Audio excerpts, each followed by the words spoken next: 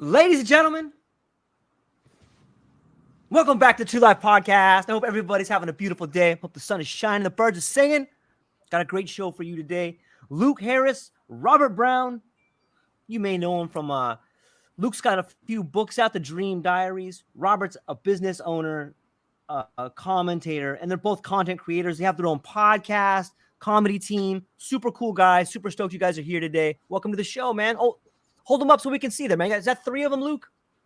I got all three of them. Whoa, man. Yes. So, for those who may not know, that's the Dream series right there? Yes, the Dream Diaries. It was a brainchild of an idea back in high school. I had a buddy, in the 90s, people wanted to make easy, cheap films like, Go and Night at the Roxbury's, just some cheap stuff. And he wanted, something simple.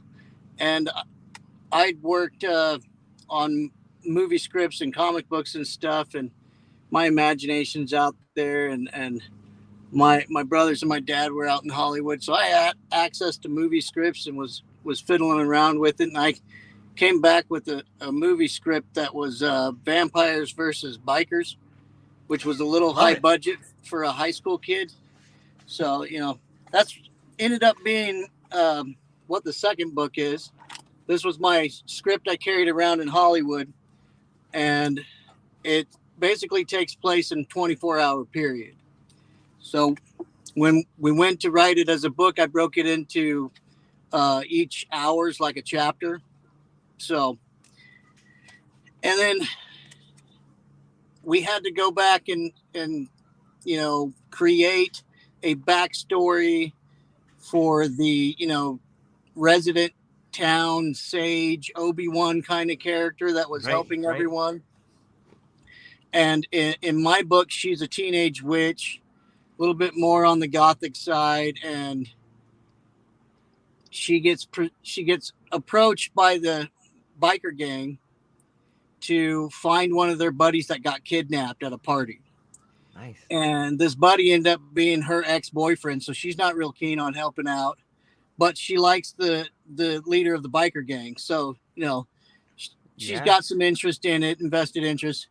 But, we had to go back and tell her origin story. So that's where the tie-in came in with the whole Dream Diaries, and Nightmares being the first book. Because basically she's kind of like a Hellboy, ghost investigator, but paranormal, in a real sense, exorcist, fights monsters, the things under the bed, that kind of stuff. So I went real archaic with, okay, what if she fought the boogeyman or the monster in the closet? What would be like the basic essence of this? And the first main bad guy she fights feeds off of fear.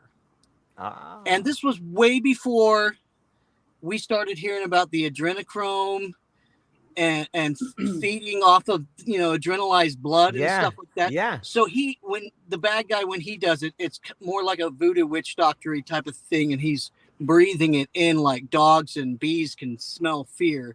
And that's kind of how he is. And I mean, we really wish we had you over our StreamYard, because we got pictures of everything that we're doing. Because I also went to college as a classically trained oil portrait painter. I just looked at the catalog and picked one. But I did illustration and comic books, like I said. So I've got the ideas drawn out. I'm too lazy to do a lot of things myself, so I'm trying to build up a bigger team. And we sit down and we done the what's it called, ZBrush. We tried to ZBrush out all of his characters and make them into 3D models, and that was during the first year of our podcast. We were he's always been supportive, but we can touch base on how he and I became a creative team. But Robert, you want to tell that story?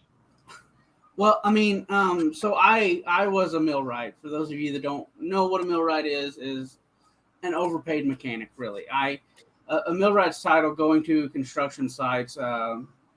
You can do anything. Seriously, when I say anything, you can lay concrete, you can set the metal, you set the foundation, set the pumps, install the equipment down to 1,000th of an inch. That was my trade. And I went out to a job, and of course, doing these jobs, you learn the safety is the same on every job. They give you a test at the beginning of every job, and it becomes boring.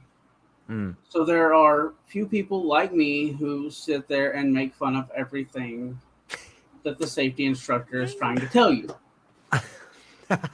So Luke was a safety man for that company, and funny. The safety guys messaged him. I was a regional safety guy, and the local safety guys were sick of being heckled. It was RJ and his buddy Cole were like the two critics on the Muppet Show, just sitting there heckling in the back of a safety meeting about, okay, guys, you should wear your gloves. Gloves?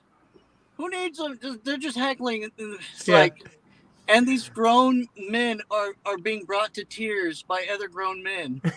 And that's industrial construction. So he gets there and he says, by my calculation, he comes in with a British voice. So, no, I got to get to that. So, so I learned Spanish and Portuguese in South America because I've been all over the place. You're out in Hawaii, right, George? I am, yeah. So I'm from Guam, but I'm not native Guamanian. Okay. Just military family flying around and whatever. We've been everywhere. But I spent some time in South America, learned Portuguese and Spanish, and so it messed up my American. And I had some guy I was living with. He's like, hey, y'all sound like you work at Taco Bell when you speak American. We're like, no, man, we speak English just fine. But so like the Chileans speak British. So I studied English again with my landlord, and I came back with a British accent. And I would use that in the safety course. Because this lady tried to cancel an OSHA class I was taking. And she's like, well, we tried to send an email. I'm like, look, love, if I don't get this course done, by the end of the week, I got to go back home. I don't get this job. She thought home was across the pond. Yeah. And so I showed up at this job, putting on airs, British accent. I'm like, yeah, by my calculations, I can give all of you 2 hours on the tool, or we can go out to eat. And these my two attitude doesn't change. I'm still heckling. They're like, we'll go out to eat. So, I said, I'll take the dinner. They sent me an address, and I just go out there because it was by my hotel in Pennsylvania where we were at, Harrison, and I'm parked at. It's kind of shady. It's like a building was sort of under an underpass, kind of. It was so weird, and I'm like, this is starting to seem like I'm being punked. Hannah's on Anna. Anna's on Hannah. Neither one of us can remember. It was a strip club. But, like I said, I had art background, and I was a teacher's assistant at a university, full nude, down the hill from BYU, where we could draw fully naked people. But, and so I'm like, oh, bet. I was there before them, and I was waiting. I'm like, if they don't show up, I'm going to make fun of them. Right. For just being, but tell them about how it was. It was such a great experience. It was a really nice environment. One of the girls in there even knew more about the construction job we were at than we did. So, imagine that. Yeah. She's an engineer.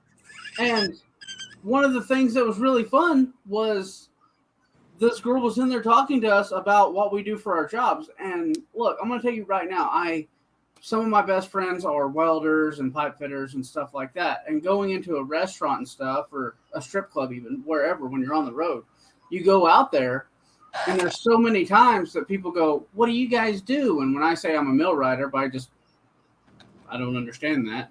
But when the girls go to the guy that says I'm a welder, of course, all the girls know a welder makes money. Yeah. So they're all over them. And I've spent so many times telling strippers, I'm like, look, welders are dumb. Okay. If you want to make money and you want to get the guy that's got the money, go after the millwrights. That's the people, the engineers. That's the people you should be going. There were a couple funny things we share on our intro for our podcast, our story, how we met kind of thing. But there were two other funny things. the shape of the bar and the catwalk made it so like they had a serving winch, had a crescent moon bar in between the bar and the catwalk, and you can go over the catwalk. But I was the one with the British accent, but Robert and Cole started to be like, "Excuse me, ma'am, how does one insert the bill from here over to there?" And she's like, "Just wad it up and throw it." And I'm from Oklahoma. I'm a Southern man. I'm very proud to say this. And here in Oklahoma, if you wad up your dollar bill and throw it at the stripper, that is very disrespectful. Right. You hand her the money like a gentleman. Right. And I'm like, no. If I throw money at her back home, they're going to come out here and stab me with a high heel. That's not hacking. I'd rather just put it in her G-string and call it a day. Right, like a gentleman. The other funny part was there was between acts, there was a lady janitor in a janitor's smock and everything, jumpsuit, with a bucket and a mop coming out to before WAP was ever a thing. Before that was even a thing. And so then tell them what happened. So this lady comes out. She's probably 350 pounds. I mean, she's a big girl. And she's walking out with her bucket and her mop, walking right towards the stage. And the man comes over the microphone. "Ladies and gentlemen, please give it up for Cheyenne." And I look over at Luke and I said, "Dude, if that's Cheyenne, I'm leaving right now. I'm not sticking around." And she starts shaking her head and turns right around and goes off stage. Yeah, she gets right to the steps and turns and walks away. And I was like, I don't know if they meant to do that. Like, if Cheyenne's her name, and they were like, "Oh." It's totally. That's but after that, we were fast friends. They did anything I told them to do. I mean, I just had to do hand signals for putting on their gloves. The other safety guys were like, "How do you do that?" It's like, you catch more flies with honey than with vinegar. Right. Then we disappeared from each other. After that job ended, we didn't talk to each other anymore. We had no need to converse or anything like that. So we went our separate ways, as it is on a job site. I mean, every time you go to a new job site, you're building a relationship with this new family. And then when the job site's over with, you leave and you never speak to these people again. If you're lucky, you run to them down the way sometime. But I was scrolling through TikTok probably a year later, and there he is on TikTok. Yep. I have teenage daughters. I know that guy. Went from Musical.ly to TikTok. And so I was just keeping track of all the trends, and they hate it that I know everything. And so I opened my phone to find his number. Maybe it's the same one, I sent him a message. I was like, "Hey, dude, I just seen you on TikTok." And we started conversing again. We both found out that we have daughters born within a week of each other. Yeah, his daughter has vampire fangs like me. Kind of weird. But so, I mean, our relationship picked back up there, and he had a friend that they were talking about doing a podcast. And this kind of ties into one of the questions you ask us, fear, The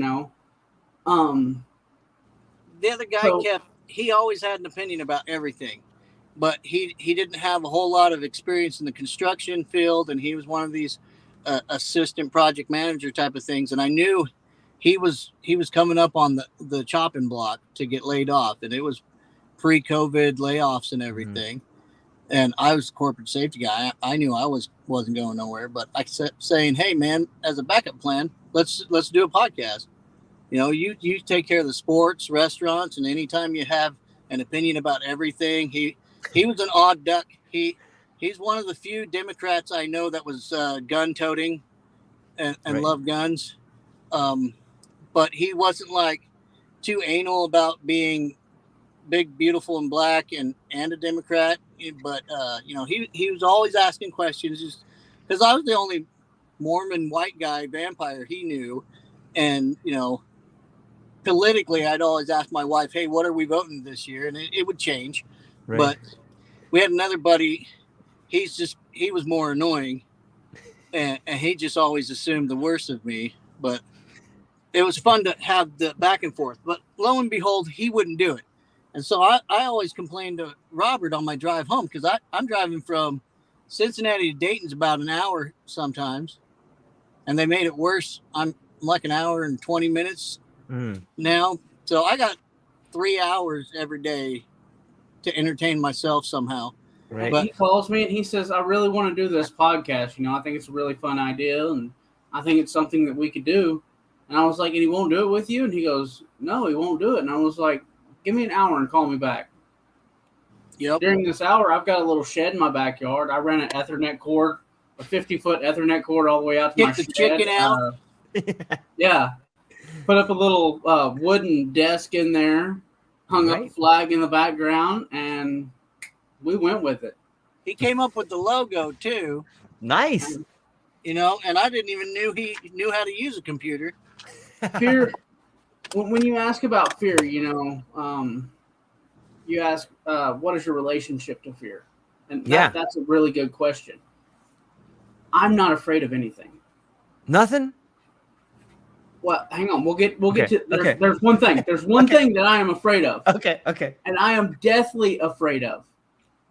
When it comes to public speaking, making a fool of myself, taking off my clothes in public, I don't care. I'm not afraid of it. But spiders. I will strip down naked and run through my town down Main Street. But when it comes to spiders, I will squeal like a little girl. That seems to be part of every person I've known that is afraid of spiders. They, for some reason, their clothes fall off too. Like when the spider shows up, it's not on you. It's still right there. It's okay. Well, see, my lady, she'll tell me that my relationship with spiders is even weird. Because as long as it's over there and I know it's over there, I'm fine with it. I just don't want it touching me. What about Spider-Man? Oh, I'm cool with Spider-Man. I hang out and have beers every weekend. Okay, all right. That comes to my fear. My wife's a redhead, so most of our costumes for Halloween revolves around that. And she was Mary Jane Watson, and I did the Tobey Maguire Spider-Man. I had a full-on suit. Nice. And she was teaching elementary school, and she's like, "Hey, it'd be fun if you brought some Halloween candy to the kids." And it was just her kindergarten class, and they brought me out to the playground, and it was the entire elementary school. And she's got some pictures and stuff, and we're showing this to my daughters in a scrapbook, and I'm like, that's the day I almost died. So I started handing out candies to the kids, and they started just crowding around me and then start pulling me down. And I'm doing the math. I'm like 40 pounds times about 100. Oh my gosh, I'm going to die. So I throw all these kids off of me and start throwing candy around, get them away. And then I V-lined it to the monkey bars. And it was just like, World War Z, all these kids clambering on top of each other. And Spider-Man's up on top. Look to the sideline. My fiance and the other teachers are all laughing, and it's all funny. But I'm seeing a flash, the news report in my head. Local man died today, dressed up as Spider-Man, trampled by dozens of kids. I'm like, This is what's going to happen. And the other little kids on the outside that weren't climbing up are all chanting, "Shoot your weapon." I'm like, I got nothing, kids. And so I don't know how I got down, but somehow I somersaulted, whatever, got behind the teachers, and then the bell rang finally. And it was that day I realized it's not that I'm afraid of little kids. It's afraid of crowds coming after me. I can speak in front of a crowd, teach in front of people, give speeches and stuff, be in a crowd, be at a concert. But when the crowd turns on you, I don't care who you are. They always say it's fight or flight. No, it was both. I'm going to throw everybody out of the way and then run and keep fighting until it just, you don't know until you're in that kind of life and death situation what you're going to do. The fear is real, man. The fear is real. Whether it's a group of radical kindergartners coming after your candy, or whether it's a janitor stripper who I don't even know if you want to see dance on stage, or maybe it is being down at Epstein Island. I don't know, man. The fear is out there, right? The fear is out there. Oh, man. Well, and I love to make fun of Luke's fear being attacked by children because it's one of those things where I'm a 34-year-old man. I think I could kick any kindergartner's ass. I'm not scared of kindergartners. It's wrong, though, right? It's wrong. You don't feel it at all. I mean, when you punch punching bags and grown men or like walls, you can feel it. But little kids, you don't feel it at all. It's like you can't feel nothing. You're just trying to get out of there. Viewer discretion. Luke really doesn't punch little kids. Right. We have to put a disclaimer across the bottom of our screen. We've got a ticker that just goes. But yeah, I was watching some of your stuff, and it seems like you had a show about lesbians a while back, where you got pretty pissed off at you guys. That's a good one. So yes, that was all about. That was a very good show. We had a supporter at the time who was lesbian, and we were meeting up in Springfield, Missouri. Luke and myself, we had to go there to meet up to do some stuff. That was first book release tour. I live in Oklahoma and he lives in Ohio. So we meet up at Collecticons and stuff like that to promote his book, promote the podcast and everything else. And we were meeting up in Springfield, Missouri.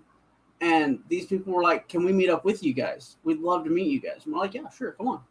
So we paid for their motel room and they come up and hung out with us. Her and her Make girlfriend. it sound so weird. Like, hey, we got a hotel room with a couple of lesbians. It's gonna be great.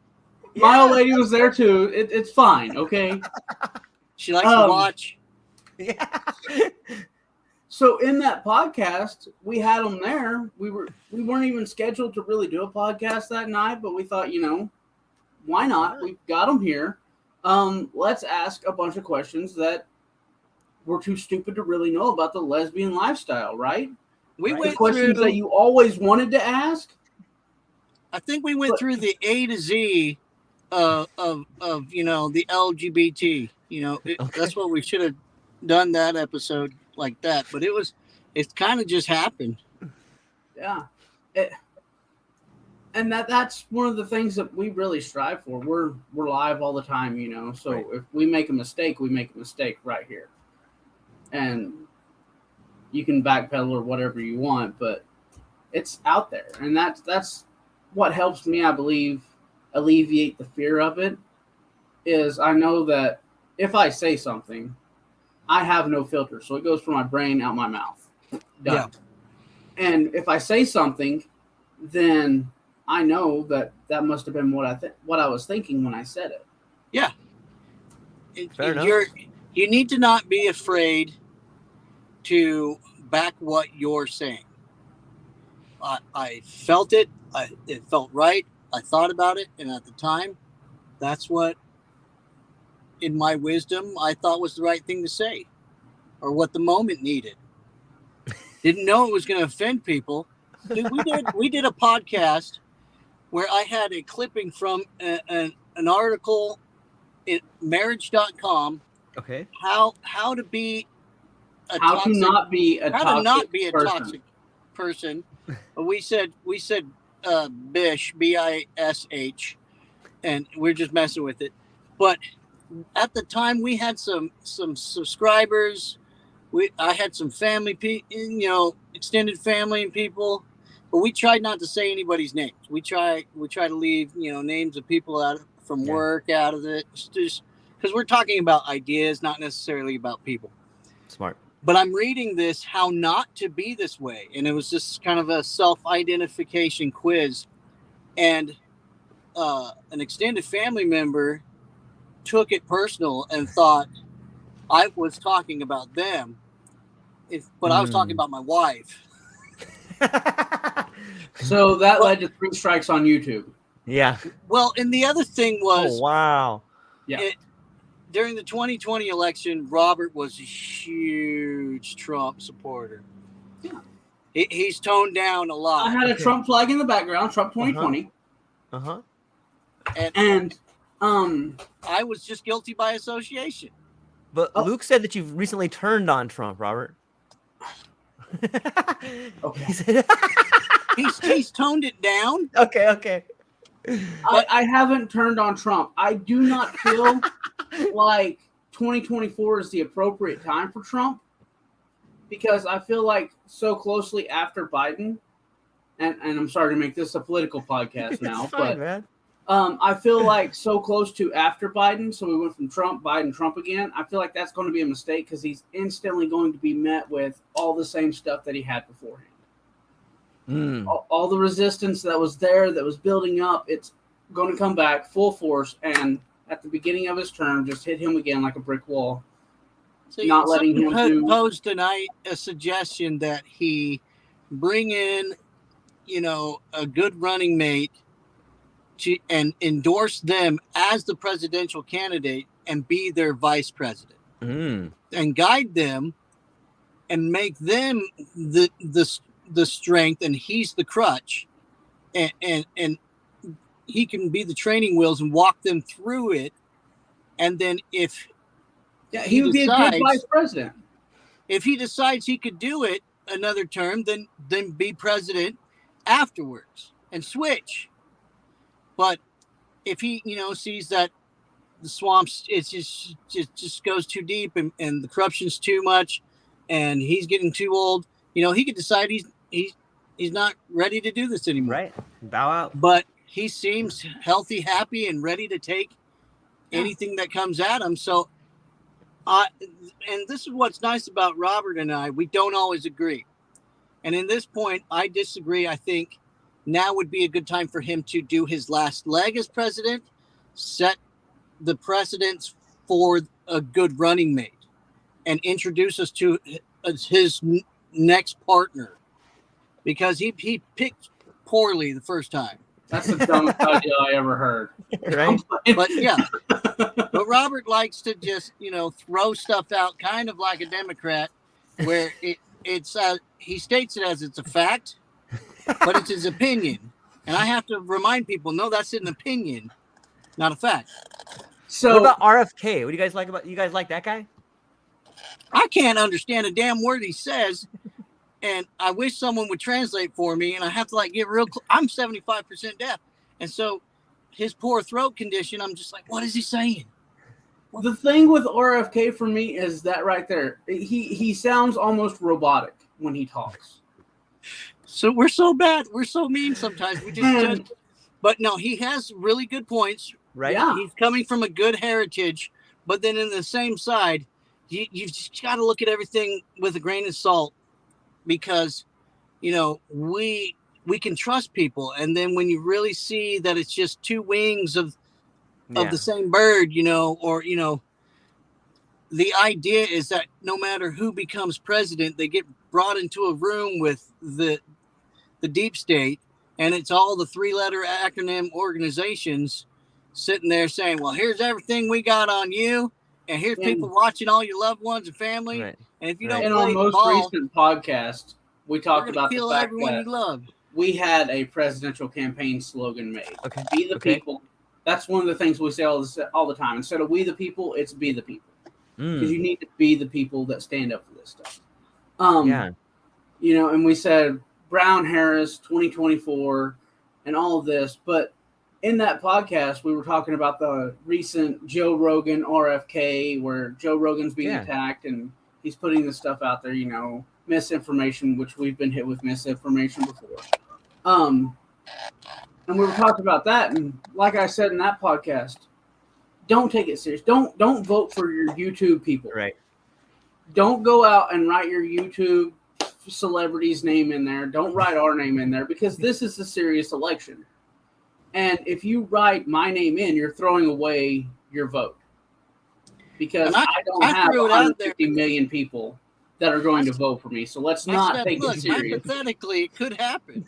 This could be the podcast that does it. It could. This guy, he could take us off right now. Well, we're starting right here. I'll be the campaign manager. There we go. Listen, we've been needing that. I mean, I know we need a mediator. That's why I contacted you guys, man. So what is your favorite? What is your backstory? I mean, we've taken over your podcast anyway, hijacked it. We've been talking the whole time. What's your backstory? Well, I spent a lot of time as a UPS truck driver. I spent about 26 years there. And it's interesting you talk about OSHA because, my lived experience as a UPS driver has taught me that safety is really, really important unless it gets in the way of production. And Y'all then it just takes a backseat. You drive around with no doors. I know. And so, I did that for about 26 years. I started off in San Diego. I moved out to Hawaii when I was right around 30. I was doing pretty good. I was making pretty good money. I had a 1976 Cadillac Eldorado, Volkswagen Beetle. I was living the dream. I lived in a little condo by the water, had a little fishing boat, man. I was killing it. I also had a big, I would take my money and I would spend it on drugs and strippers, and then the rest I would spend completely foolishly. And so, after a while, I figured out, like, what am I doing, man? Like, it was a very fun time, but it was also pretty empty. So I just thought, this is it. I need to figure something else out. So I put my name on a transfer list. I came out to Hawaii. I sold all my crap, and I condensed my life to 2 black bags. And after I sold everything, I had like $2,000 and 2 black bags. Flew to Hawaii. On the plane, I'm doing shots like, yeah, man, I'm going to Hawaii. And then I landed, and I sat inside the terminal and almost started crying because I realized I did no research. I'd never been here. I don't have a car, no place to live, got nothing. I was like, what the fuck did I do? What did I do? This is the dumbest thing ever. And so I sat there for a while. I finally picked myself up and got a little shuttle out to a shuttle bus. They took me to Waikiki, took me to some little motel on the backside, stayed there for a little bit, got on Craigslist, found a place to live, bought myself a moped, and went to work, started working. About a year in, I met a beautiful girl that was also from California. She's 100% Laotian, but her family had moved to California. She moved out here. We started dating for a couple years, got married, bought a couple places, sold a place, had a couple kids. And then recently my career with UPS, man, I found myself in this position where I'll tell you. So I've always been big into psychedelics, man. Like I love LSD, mushrooms, smoking weed. Like I love it. It's really awesome. And I think more people should do it if they can handle it. Right. That being said, I found myself while at work about 7 years ago, like I was like, some of these people here are fucking dumb, man. I don't fucking like them. And this one guy at my work, I was really upset with him because I didn't know why. I was just always mean to him, but I thought I was just talking shit to him, right? I was like, this guy's a fucking pussy, and I always say things to him. It was like mean stuff. Yeah. And when my friend pulled me aside, and he's like, why are you so mean to that guy, George? I'm like, nah, just busting his balls, man. And like, no, you're kind of being a dick. I was like, really? Okay, let me think about that for a while. So I came home, and then that night, like I took a bunch of mushrooms, man, and I was sitting there thinking about it, like, why am I being like that? Like I am kind of being mean to that. And then it hit me. Oh, I don't like him because he's weak. And as soon as I thought that, boom, something flipped in my mind. I go, no, you're weak, George. And that guy just reminds you that you're weak. And I was like, I get goosebumps telling that story. I'm like, holy shit, I'm a big pussy. I'm weak. And I just see, like, that guy's a mirror, man. That guy's a mirror. And I just see myself in him. Holy cow. So I had to go apologize. Deep, man. What's true, bro? It's so true, right? Yeah. And so, like, this is the beginning of the story, man. So I go and I apologize. And I'm like, hey, man, I'm an asshole. And I'm super sorry for saying those mean things. What I saw was that when I look at you, I realize how weak I am. And it was really hard for me it was really difficult for me to take that. So I just took it out on you. And he's like, yeah, I figured you're just an asshole. But and he was super cool about it. Totally forgave me. And like, I moved on from there. So from that point, I was like, okay, I have a problem with being weak. That's a huge mental health thing to be able to do. A men's mental health, to be able to admit that you've done something wrong and be able to express it to the person that you wronged. Dude, that's therapy, huge, bro. Yeah, I think it comes from mushrooms, man. Like I really think that the psychedelic experience allows you to see yourself in a position that you've never seen before. Kind of opens up this avenue where you can see yourself in an objective perspective. You know what I mean by that? You're like, oh, like I'll give you an example. Like we all know people who've been in a relationship. And you're like, that's never gonna work because you could see it. You'd be like, that shit ain't never gonna work. But if you ask both of them, they're like, oh, we're in love, man. We're in love, yeah, dude. together forever, you know? And then you're like, yeah, okay. But you can't see it when you're in it. Yeah, dude. And so if I going back full circle, you know, I found this problem with weakness, and I go, okay, I want to help other people figure this out. So I should probably tell other people how to be strong. So I tried that for a while. That didn't work because no one wants to tell you. No one likes it when you tell them what they should do. So then I had to think about it again. I go, well, maybe the best way I can help this is take old Gandhi's line and try to be the change that you want to see in the world. So then I started trying to tighten up my game a little bit. You know, I started trying to set a better example. I started standing up for myself, and I started feeling better. And then other people saw me standing up, and they're like, hey, man, that was pretty cool. Hey, I got this problem, George. And then it got to a point where, you know, we would have like, same on a job site, we would have these morning meetings at UPS where the management would come out and they would be like, all right, so today we're going to talk about safety. You know, it's real hot out there, so drink a lot of water. And by the way, you guys are all 4 hours over allowed, and no one's meeting production standards. And Bob got in an accident, but we're not going to report it because we got too many accidents, and you guys got to stick it, you know. And so finally, you know exactly what all the safety shit's about, too. Yeah. Dude, after 4 years, you're like, yeah, George, you're going to be sitting in the fucking air conditioner all day. Calm down, all right? Yeah. Yeah. And so, you know, I would stand up there and be like, you know, the problem with what you're saying is it's all bullshit. You guys don't care at all about safety. You guys only care about numbers.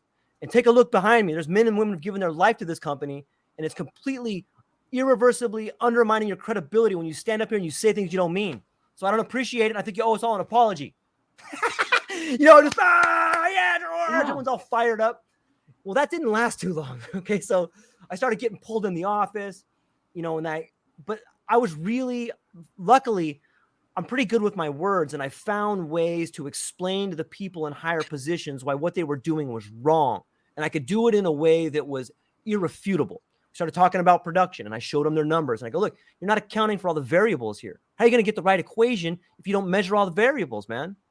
And so shortly after that talk, you know, I brought back a bunch of stuff, and then all of a sudden there was like this big storm, and they're like, hey, we're going to let you go for all these things that I didn't do.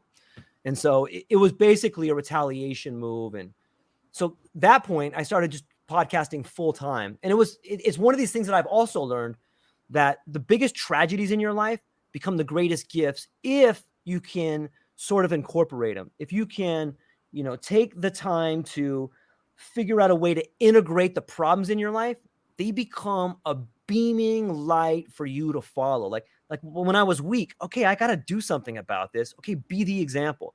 Same thing for you guys doing a podcast. Like, you guys are becoming examples of what you want people to be like, right? Like writing a book, writing a script, going out on the road. Like, I think that's what we all share in common, is a lot of us that are creating right now are trying to become the best versions of ourselves so that we can become an example for other people. That's my story. That's my background, man. What do you think?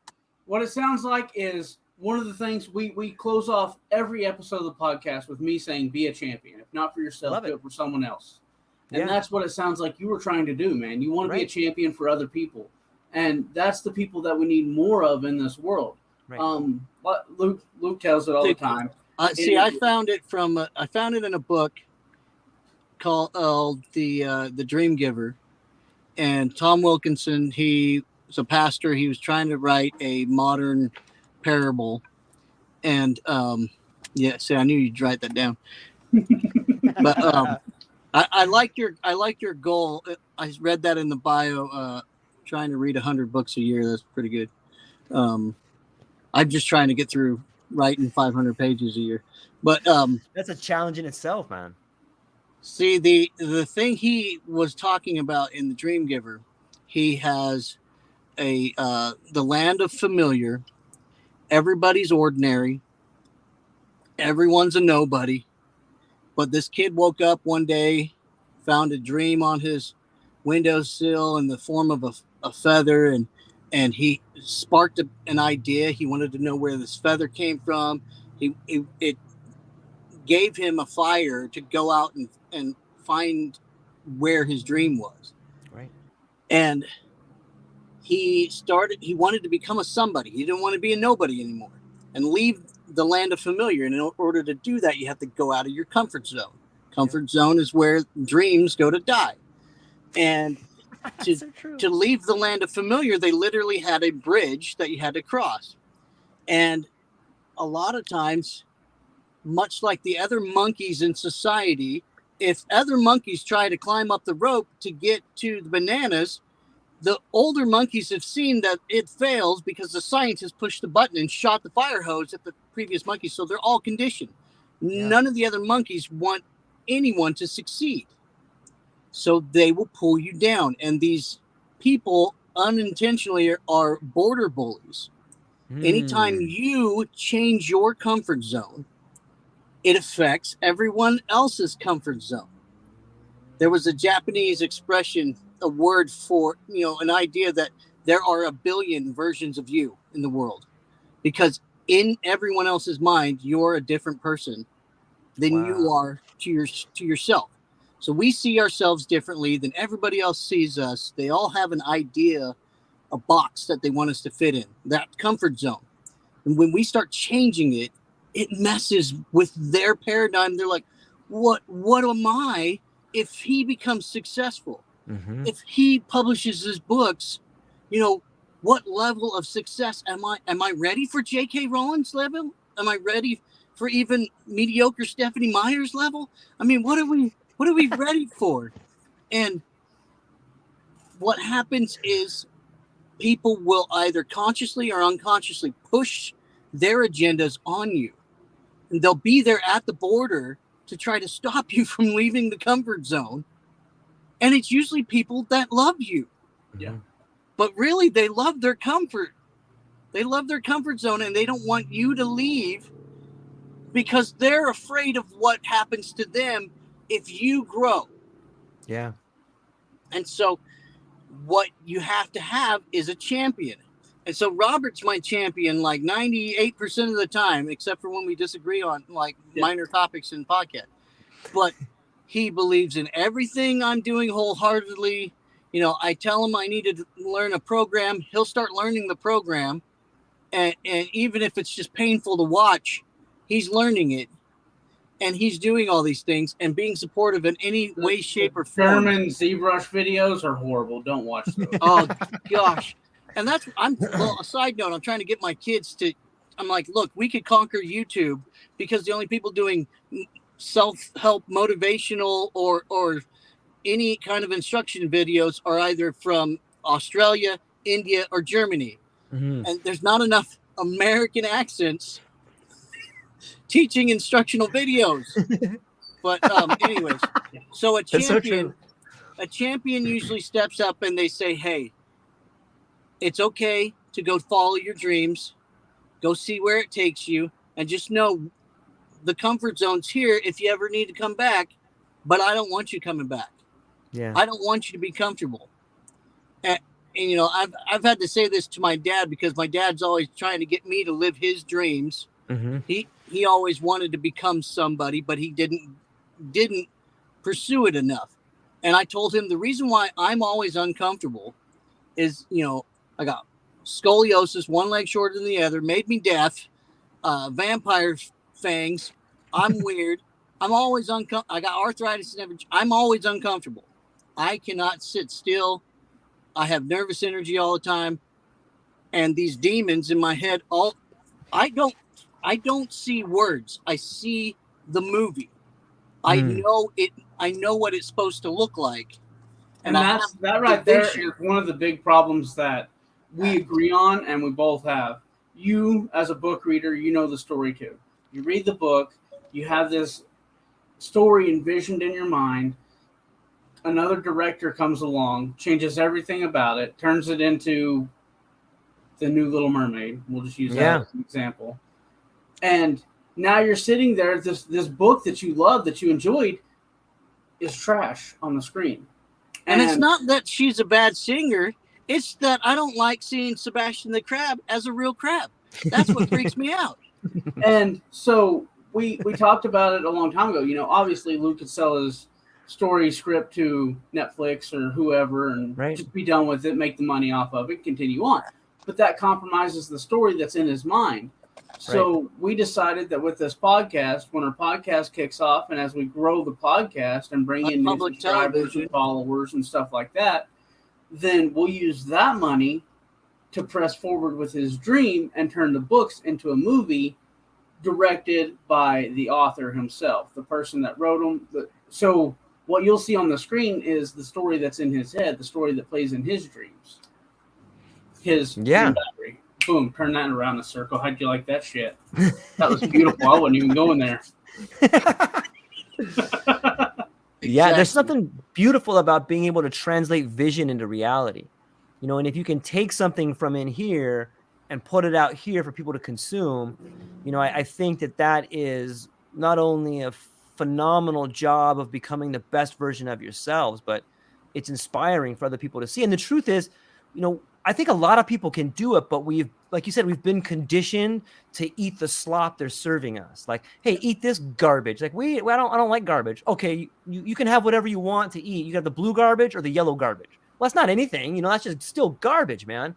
But you can do it. And I think, you know, and as soon as you figure out, okay, if we take the money from the podcast or from the audio version or whatever it is you're doing, all of a sudden, once you've done your movie, now you've opened up an avenue to show other people to do. You got a whole publishing house in front of you. You know what I mean? And that becomes an incredible thing. But yeah, I love the idea. Which is an idea that we have for the future, you know.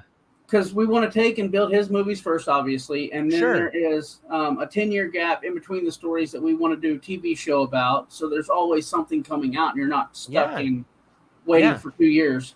But we also want to take the benefits of that, the money that we make off of that, and pour back into people like Luke trying to tell a story, trying to write a book and say, look, we'd like to give you $1 million to shoot your movie now.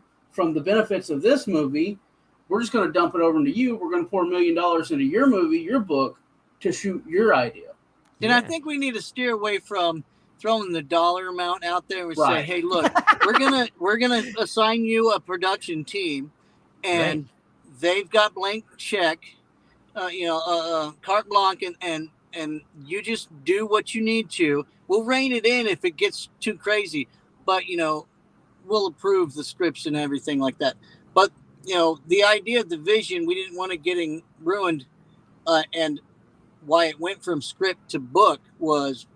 I had a buddy I was a roommate with who was a script editor. They read the scripts, they pre-approve it for the producers. And he read it and he's like, this reads like a book.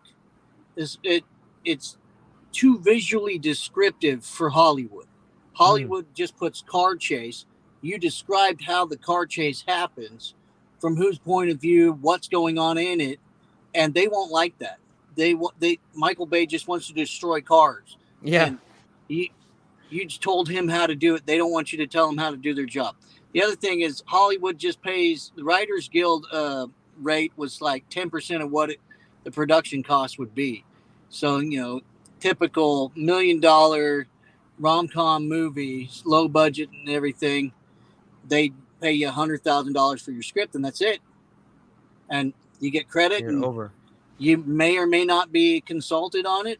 And, you know, they have you show up at you know, red carpet stuff and I want to take a moment and tell a story that I don't like reading. I absolutely hate reading books.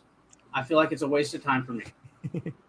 Now, with that being said, Luke come out with his book. And as a friend, as a co-host, of course, I supported him. And there was a whole year on the podcast. I'm like, yeah, go check out Luke's book, you know. He would promote it.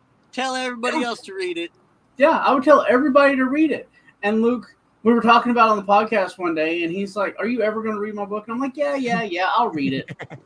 And he messaged me one day. We were on the phone, and I was like, look, I'm going to go to the bathroom. I'm going to go number 2, and I'll take your book in there with me. I'll sit down, I'll read it, and I'll let you know what I think. And he's like, yeah, sure. I said, I'll call you back after I get out of the bathroom. So he calls me back 3 hours later.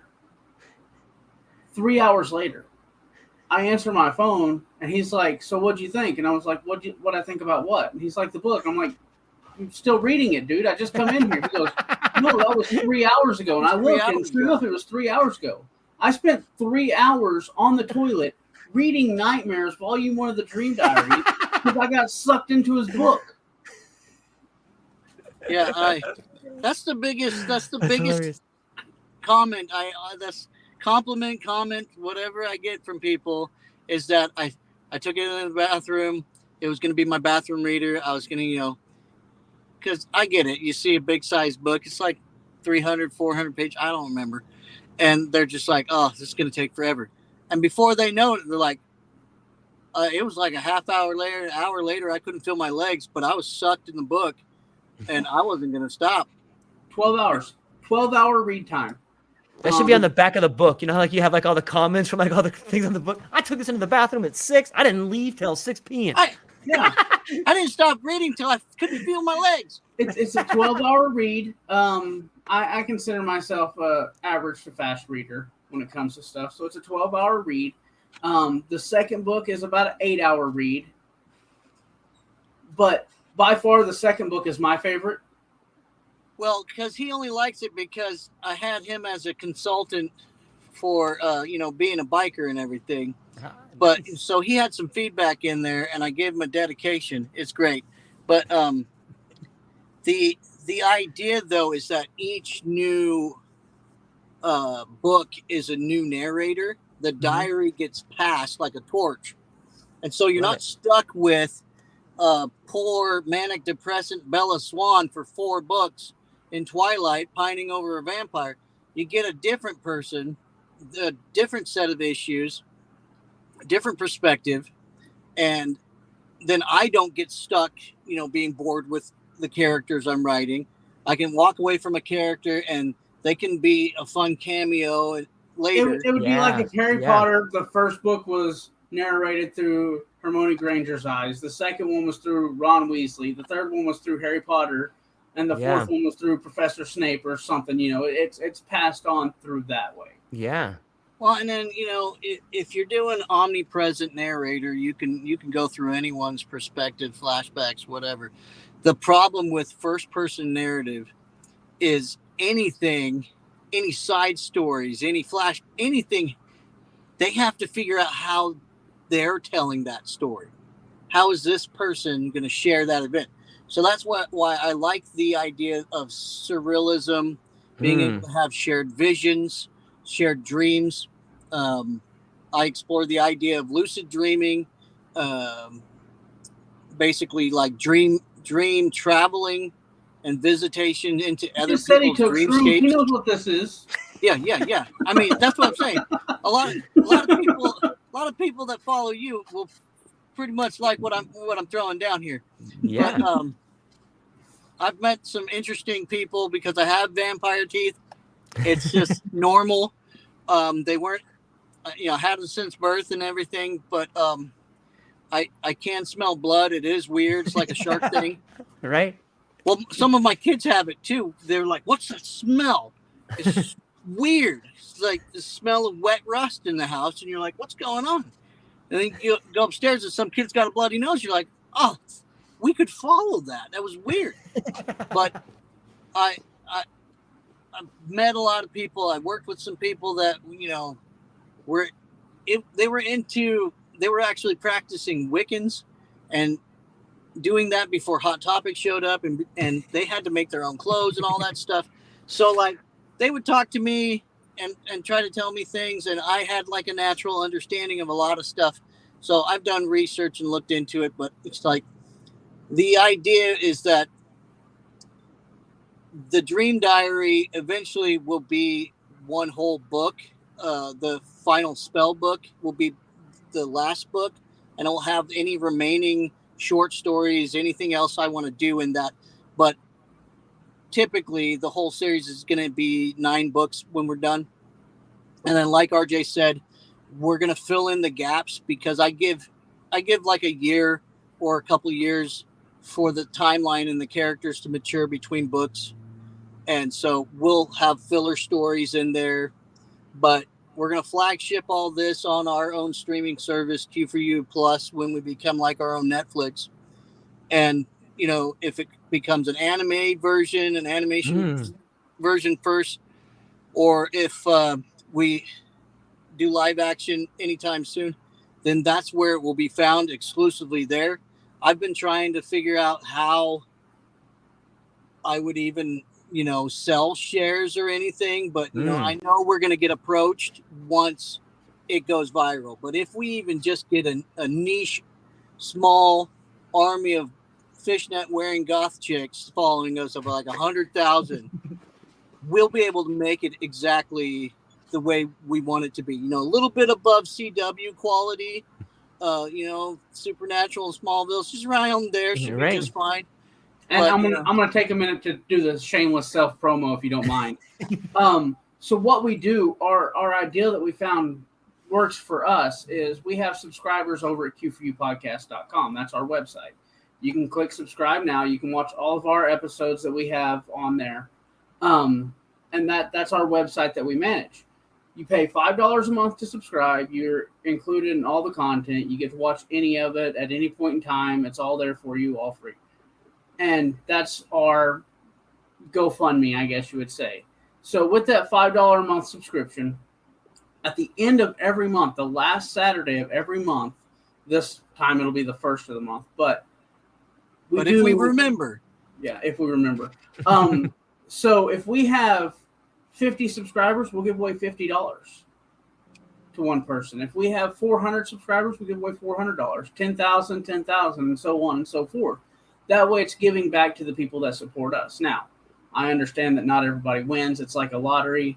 But at the same time, it's our way of giving back because nobody ever gives back. Do you see Netflix giving some random person a free month even? No, they don't care. Nope. And we want to show that we care in that way. That's why we're fine doing a podcast about everyday average Joe if they want to come on. We're not in it for the glory, I guess you would say. Celebrities cost money. And somehow we talked to Chuck Norris, and he's just too old to do it right now. But yeah, well, we're working on celebrities. What I think about celebrities, though, is like by the time someone's a celebrity, like kind of all the magic has already happened. You know what I mean? By like they're already like by the time you get on Rogan, you're already there. You already did it. And that's cool. I'm not saying those people aren't interesting. Like that, dude, it's probably pretty awesome to hear some of those stories. What was the transition like? Or how is it now that you have this giant mansion? Or, hey, man, like it's cool. I get it. And it's intoxicating.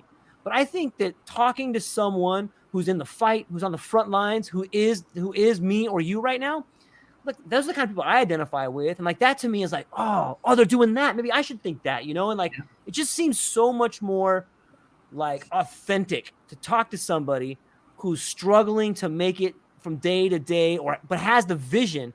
That's where you can get the real tools of like, this fucking person is going to work every day. They got a family and they're doing this. Okay, I can do it too then. You know what I mean? Like that's where the meat is, I think.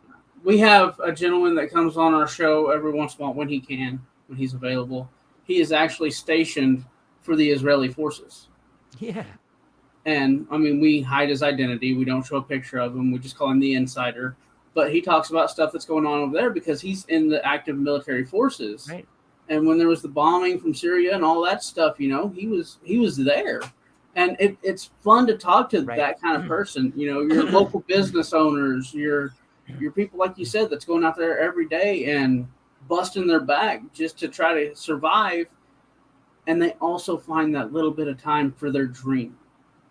Yeah, we have people that will ask us at conventions because there's like, man, I've been writing a book and I want to do this. What advice? I'm like, just keep going, one day at a time. Yeah. Even if you're doing a half hour a day, it's still more than nothing. I mean, you got 365 days a year. You wrote one page. That's a 365-page book.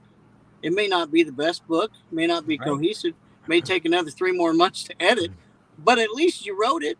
Yeah. Unless you're like Luke, who doesn't edit his book, he just hits the little button on Amazon and publishes it, and then I get the first copy and I sit down and I read through it. Those are special.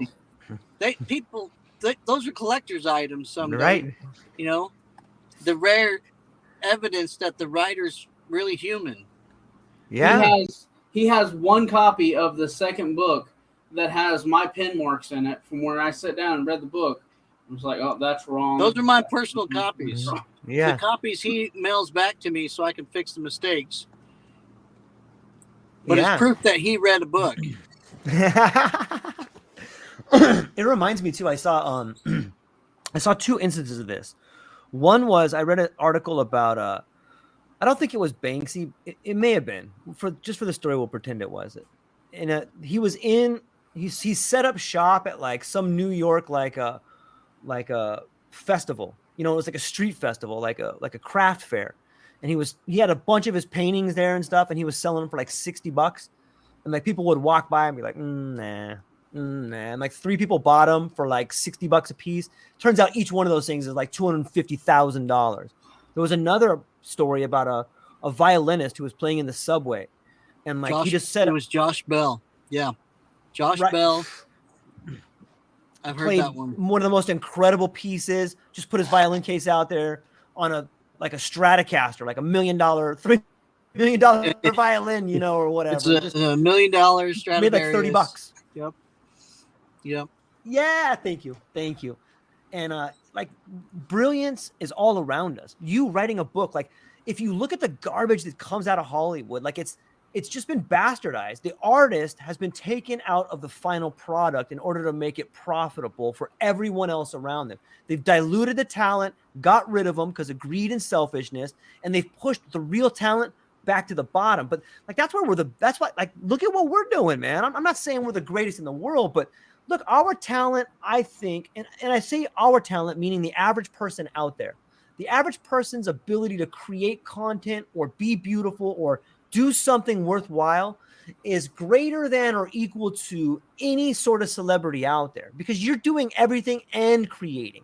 Imagine if all you had to do full time, if you didn't have a family, if you had a nanny, if you had a cook, imagine what you could create. Like you have everything, but you know what? Maybe you can't create at that level because you don't have any struggle. You don't have any fights. So that very thing that you have to fight every day with is the very thing that allows you to create in your life.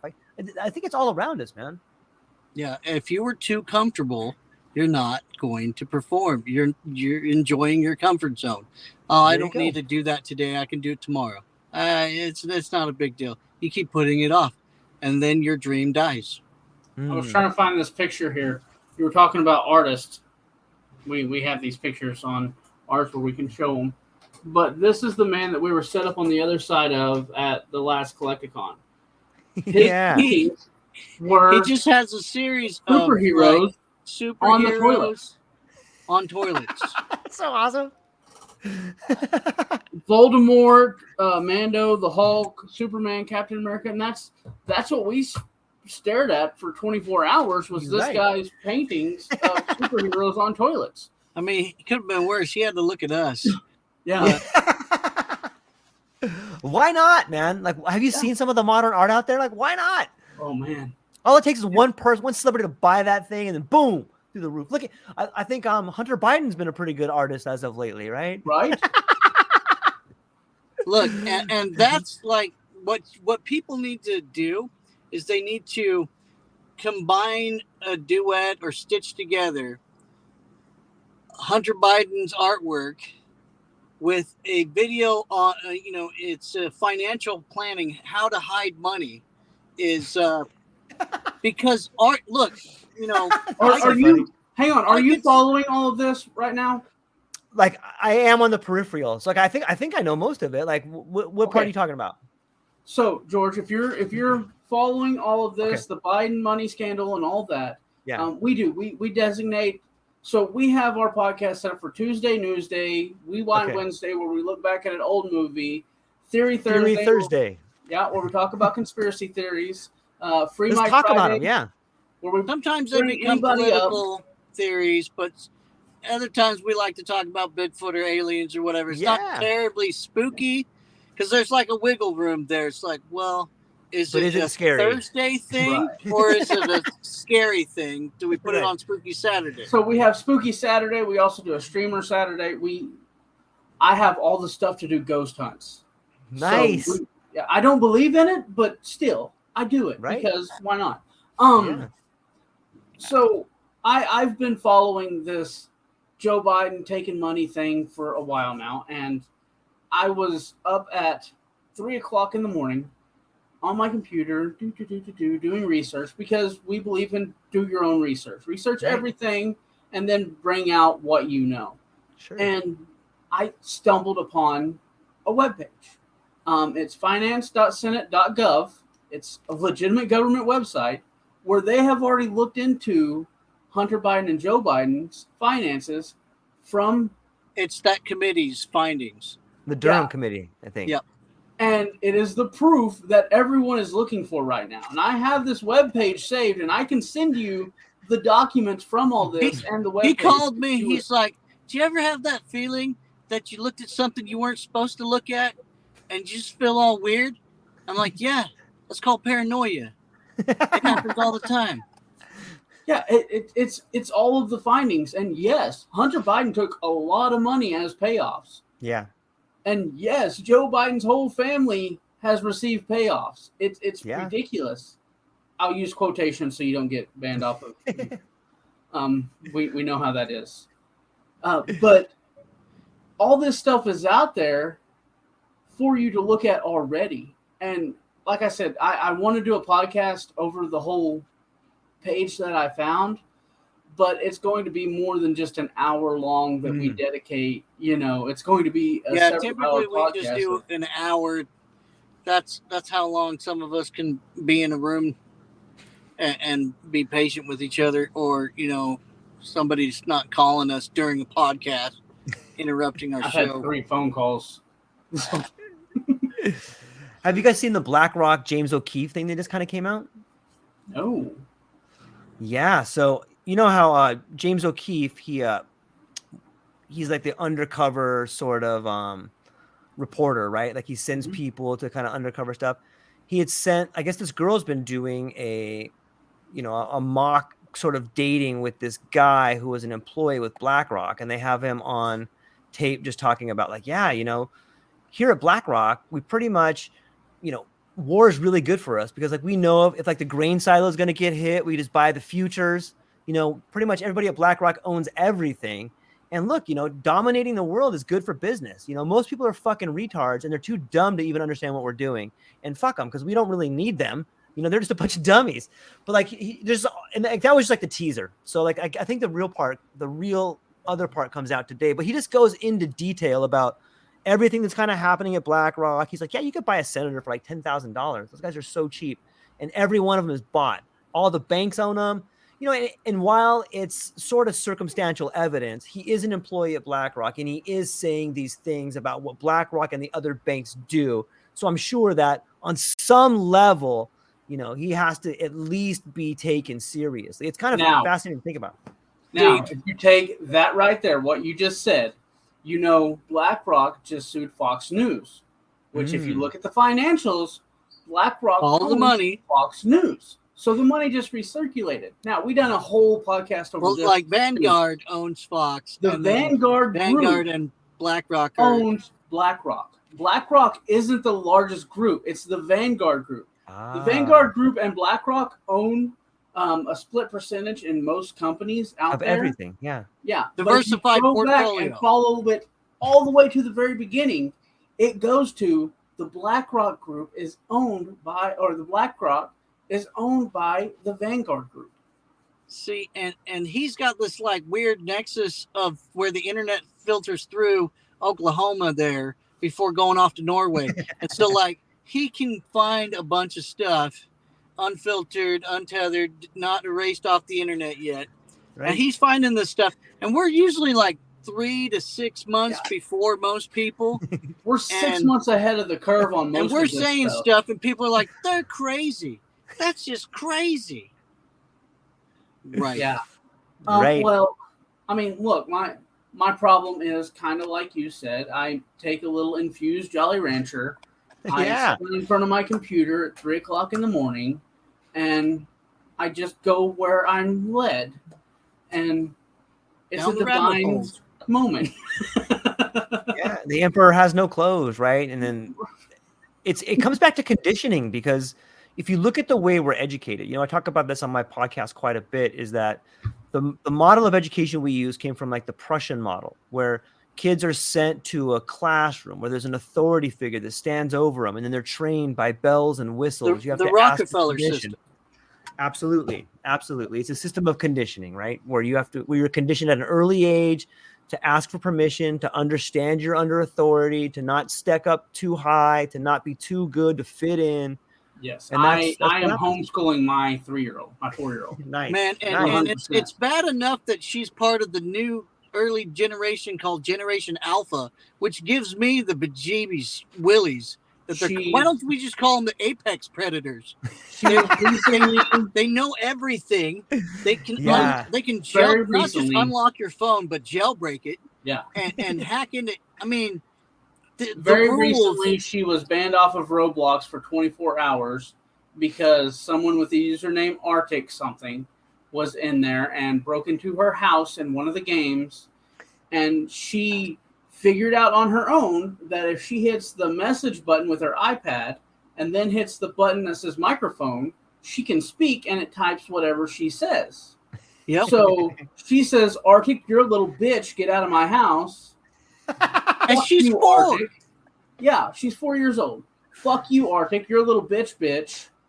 And Roblox banned her for 24 hours. And that was worse. The double emphasis on bitch made it worse. It's like, you're not just a bitch. You're a bitch. You little bitch. You're someone else's bitch. Yeah, I mean, there was 7 messages because she brings it to me, Daddy, I can't play Roblox. And I'm like, what?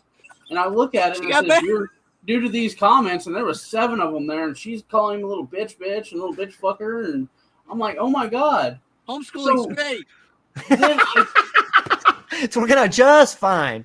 Right. So at that moment, I have an option, right? I have to either discipline my child going by what Roblox says and not hearing her side of the story, or I can ask her for her part of the story and make my own assumptions, which is what I did. I said, well, what happened? He broke into my house and he wouldn't leave. I said, did you ask him politely to leave first? I mean, obviously that's the thing. Did you say, hey, can you get out of my house? Yeah, he wouldn't leave. And I was like, so then you started calling him a bitch fucker? Yeah. And I'm like, all right, well, fuck that little bitch. Hey, you did your due diligence. You verified first. No, but the generation that is coming up already sees through the lies of the Matrix. Right. And I mean, he's 10. My younger son, he's 10, but I remember when he was 2 and 3 and 4, we say, well, you can't do that. That's a rule. That's a law. He's like, well, what are those? He just didn't understand that collectively all of us monkeys decided nobody's climbing that rope. And if anybody climbs that rope, we're going to tear that guy down. But none of us has tried it. And he's like, no, Dad, watch. I'll climb up the refrigerator magnets to get to the cookies. I'm like, look, I don't want to crush his go-to attitude and just, hold my beer and watch. Don't threaten me with a good time type of attitude. Mm-hmm. But I also have the worry that he's going to be brought home in handcuffs.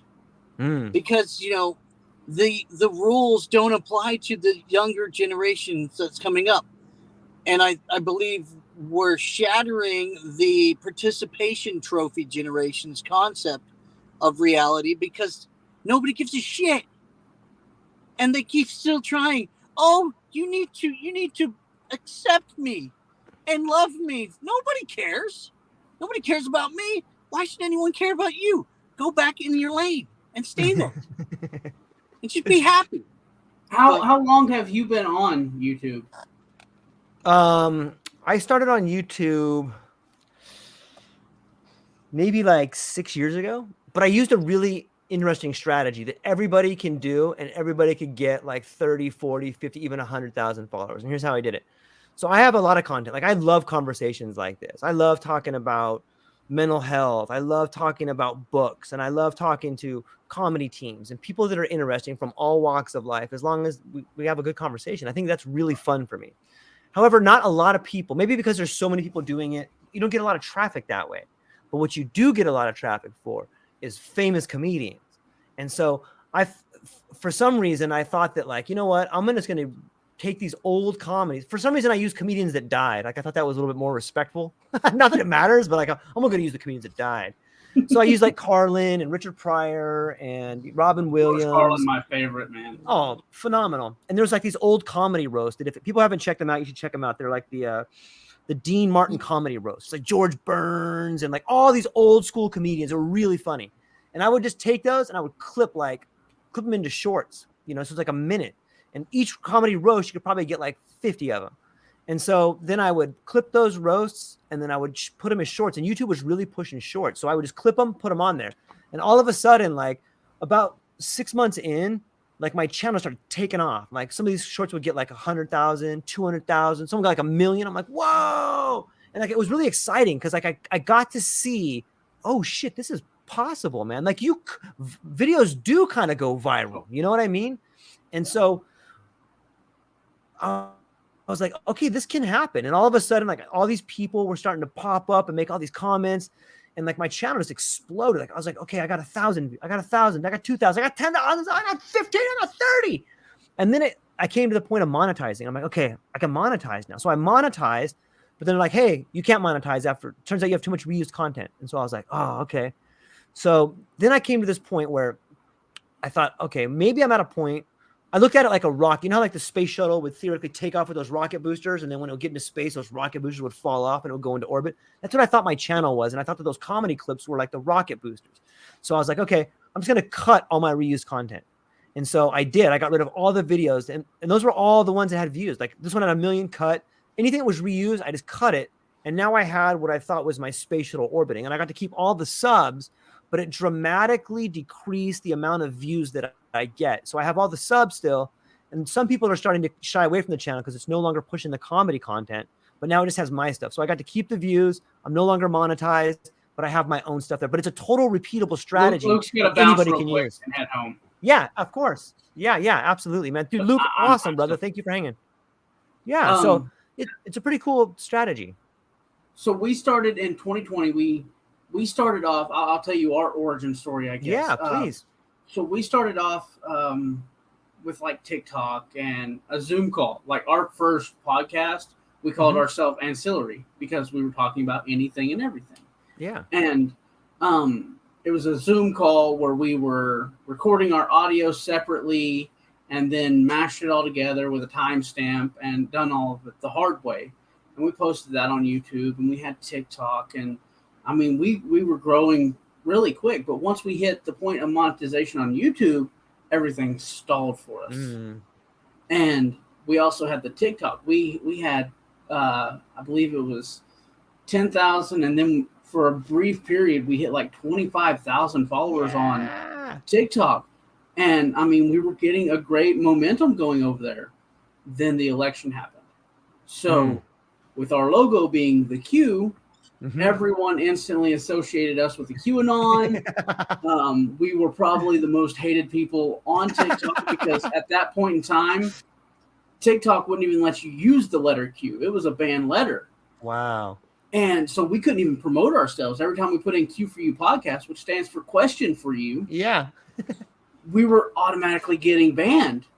So we went from that 20 down to 2,800, where we've been steadily at for a long time now. And then, so we're like, we really got to start pushing content other places. So then we went over and we really started pushing on YouTube again, trying to get up to that next step. Yeah. And we had the view hours. We had the followers. They just wouldn't monetize us. And shortly after that, we got our first strike on YouTube.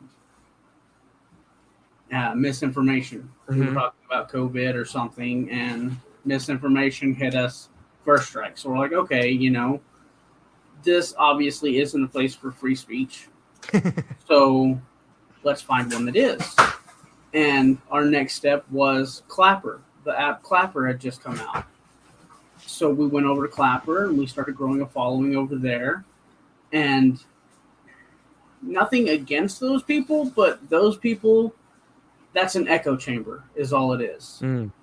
And I really promote more of the make up your own mind. Don't just take what I say and run with it. Have your own opinion with it too. So at that point we were like, you know what? No, we're going to back off of that one too. and we actually made an OnlyFans.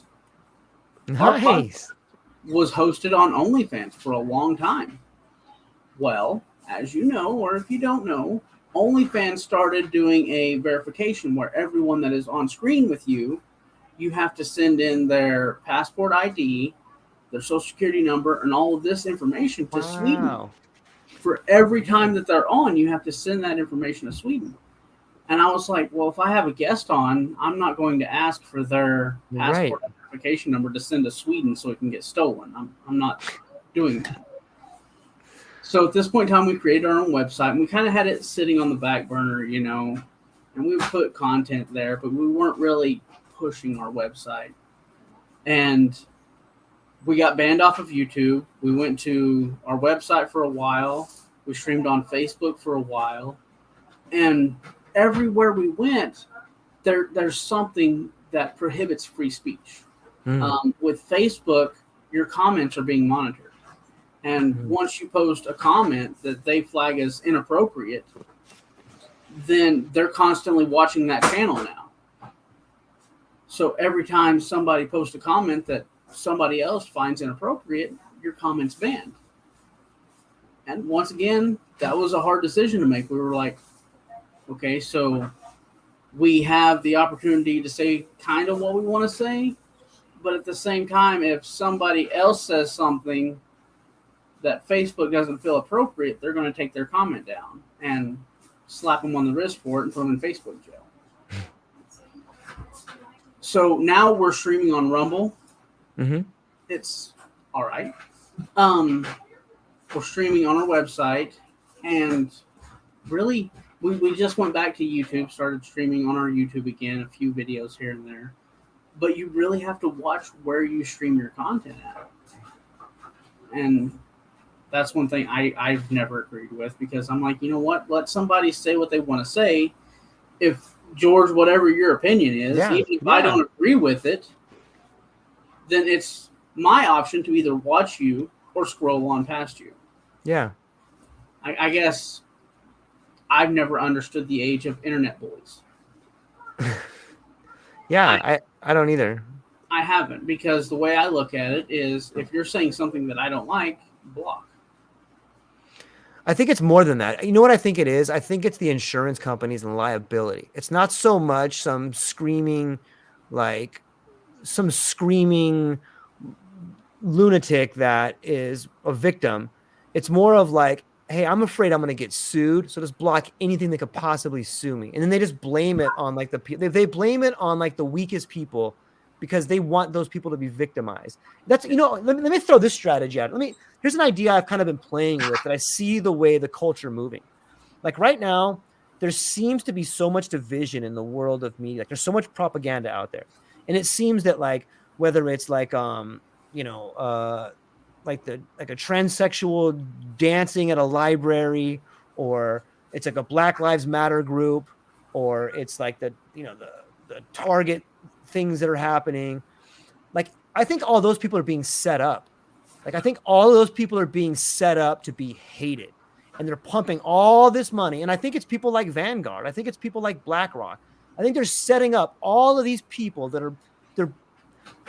are already victims, and they're blowing them up, and they're going to be the useful idiots that the communists use. And these people, yeah, man. And I, on some level, I think it's working. I think you're seeing this really hard turn to the right, and those people are going to be persecuted. And they're going to be used, instead of taking out the bankers, instead of taking out, the financial elite, or the CEOs of the CEOs of the corporations that run the government. Like, that's all behind a smoke screen. And instead, why don't you yell at this person who has blue hair over here, who's really annoying? Like, and I don't think those people see that, man. But that's where I see this whole thing going. It's like, oh, these people are just being set up, and they're going to get crushed. And the people that are going to do it are going to be the people that are sick and tired of being told they're second-class citizens. And it just seems like they're trying to promote this class war in order to get away with their crimes. What do you think about that? Yeah, no, you're absolutely right. It's a scapegoat strategy. Yeah. And what they're doing is, of course, they don't want their friends and the people in their company and all these people to be under attack and go to jail. So you have to find an out. You have to find your scapegoat. And if it's the purple hair guy that's kind of already, I'm going to say it, a little bitch, then let it be the purple hair guy that you have no contact to that can get up there and stand on a stage and scream into a microphone that you paid for and say, I don't feel this is right. He's going to get hated. They're not going to think that you put it on. You paid for the microphone. You paid for the stage. You went and got the permits. They're not going to look at that. They're going to look at the individual that said the words. Yeah.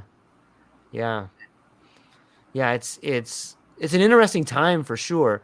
And one strategy that I've been using talking to people about is that, I think finding a way to create your own content and not pay attention to that goes a long way, and even if it's like I got fired from my job, but I left there, and trying not to participate in the machine is a great way to give them the middle finger. It's really hard. And some people can't do it because you got a mortgage, you got a family, and I get it. Like, some people can't do it, but if you can do it, I think now is a great time to chase down that feather that's on the windowsill, to chase down that dream, because right now things are changing and nothing is sure about the future, except that the change is constant. And right now is a beautiful time for anyone listening to this to start believing in yourself in a way that you never have before, and start setting an example for yourself, your family, and your community. And it can be done. Yeah, 100%. Be the change you want to see. Like you said earlier, we say, be the people. Yeah. Be the people for the change. Instead of, the Constitution states that we the people, then be those people. Yeah. Stand up and do something about it. And the reason that be the people came along was during the time of election and 2020, when everyone was so fired up about the election and everybody said that this is my line. If they cross it, then I'm going to do this. And we had a bunch of those people. Like I said, we were in Clapper. We were talking to those people every day. And they all had their permanent line. If they do this, then I'm going to stand up. And then they would do it. And I would say, okay, they crossed your line. Now what? Mm-hmm. Well, now if they do this, and it was the old cartoon, don't cross this line, don't cross this line, don't cross this line. And that's when we started, be that person then. If you say, if they do this, then I'm going to do this. Well, if they do that, then do it. Mm-hmm. Don't just be about your words. Actually stand up and do something. And one of the things, I don't know if you pay attention to this. Are you on Instagram? I am. Okay. So Instagram pays out their top influencers, right? Right now, I believe Ellen DeGeneres is in second place. Okay. And Ellen DeGeneres has 180 million, don't quote my numbers exactly on this, but she has like 180 million followers on Instagram. She only follows like 200 people. But she gets paid like $6,000 to $7,000 per post. Wow. She makes. So Ellen DeGeneres is making money off of every one of you that follow her. And one of my big pushes is that I believe everybody should stop following those people. Yeah. Stop. Don't. And I'm not saying follow me. Right. I'm saying instead of following those people, set up a networking group on Discord or some server somewhere where everybody can get together and say, okay, you know what? This month we're going to go follow this veteran and vet this person, make sure they're actually a veteran, no stolen valor, make sure that they are, really trying in life and actually doing what they say they are. Go follow that person. All 180 million people, go follow that person. Let them post every day. Let Instagram pay them $7,000 a post every day for this. And at the end of that month, take your views back and find somebody else that's important and deserving of this, instead of giving your money to the people that don't care about you. That's such a brilliant idea. Dude, how can I help make that idea possible, man? Like, I'll make a short, and like, that's such a beautiful idea. It's like an alternative sort of economy in a way. And it's be the people, like you said. Like, we do have the power. The same way. The thing. It's, you have the power. And that's one of the things that I try to push on people is, well, I can't change anything. No, you can. You can make a change. just by simply not following somebody on Instagram and turning your follow to somebody else, you have that power. It takes more of us to do it because we're the lower class citizens, but we still have power in our groups, in our numbers. And like I said, it's one of those ideas I have that I haven't really. Yeah. I tell people, don't follow them, but at the same time, I'm like, I don't know who to follow. Right. I had an idea a while back too, like just I was thinking about a similar idea of like, wouldn't it be not similar in that, but similar in, wouldn't it be cool if there was a group of people that just got together and tried to make someone's day better? Like if you were a group of people, so you had a Facebook page or a YouTube channel, or you have a bunch of followers, and you could just all get together and be like, hey, I read this guy's post. He's having a pretty tough day, man. What if we started like a GoFundMe? Or what if we just all went on his page and bombed him with like positive ideas, positive words? Like even something like that could fundamentally change someone's day or their week or even their life. Like, hey man, we're going to bomb this guy for a week. Tell him how awesome he is. And he would just, some stranger would be like, dude, everyone's blowing me up. Tell me how awesome I am. You know what I mean? Like, that's gonna be a good feeling, right? That would change somebody's whole life. I mean, you don't know that person. They could be on the verge of suicide. Yeah. They really could. And that one message, one inspirational message, a like on their photo could change somebody's entire day. Yeah. Like you said, their life. Absolutely. Absolutely. I think there should be more things like that. It's a beautiful idea, but as I said, it's something that I'm not really sure how to get off the ground. I have a Discord, I have a Facebook, I have Instagram. We have the same username on just about everything. Like I said, we even have an OnlyFans. Right. We have Q4U Podcast branded all over everything. But we've been unfortunate enough that we've had to, like I said, leave YouTube and go back to YouTube and hit Rumble and bounce around to here and here and here and here and here. We're always bouncing, that we can't amass a large group of people in one place before eventually we're kicked somewhere else. Because I'm sorry. I believe in the ability to say what's on your mind. And just because you label it as misinformation, maybe it's not. Maybe in 3 years from now, we're going to go, whoa, remember all those people that you kicked off of your platform for saying misinformation were actually correct? And are these big companies going to do anything about it? We don't matter. We're consumers to them. Mm-hmm. We, back onto the helping people out, during pandemic and COVID times and all that, 2020 in the heart of it, we looked at Amazon. And if the guy from Amazon had taken and given all of his Prime members, let's say he gave all of his Prime members $1,000 to use on Amazon to purchase food, do you know how much that would have benefited him in the long run?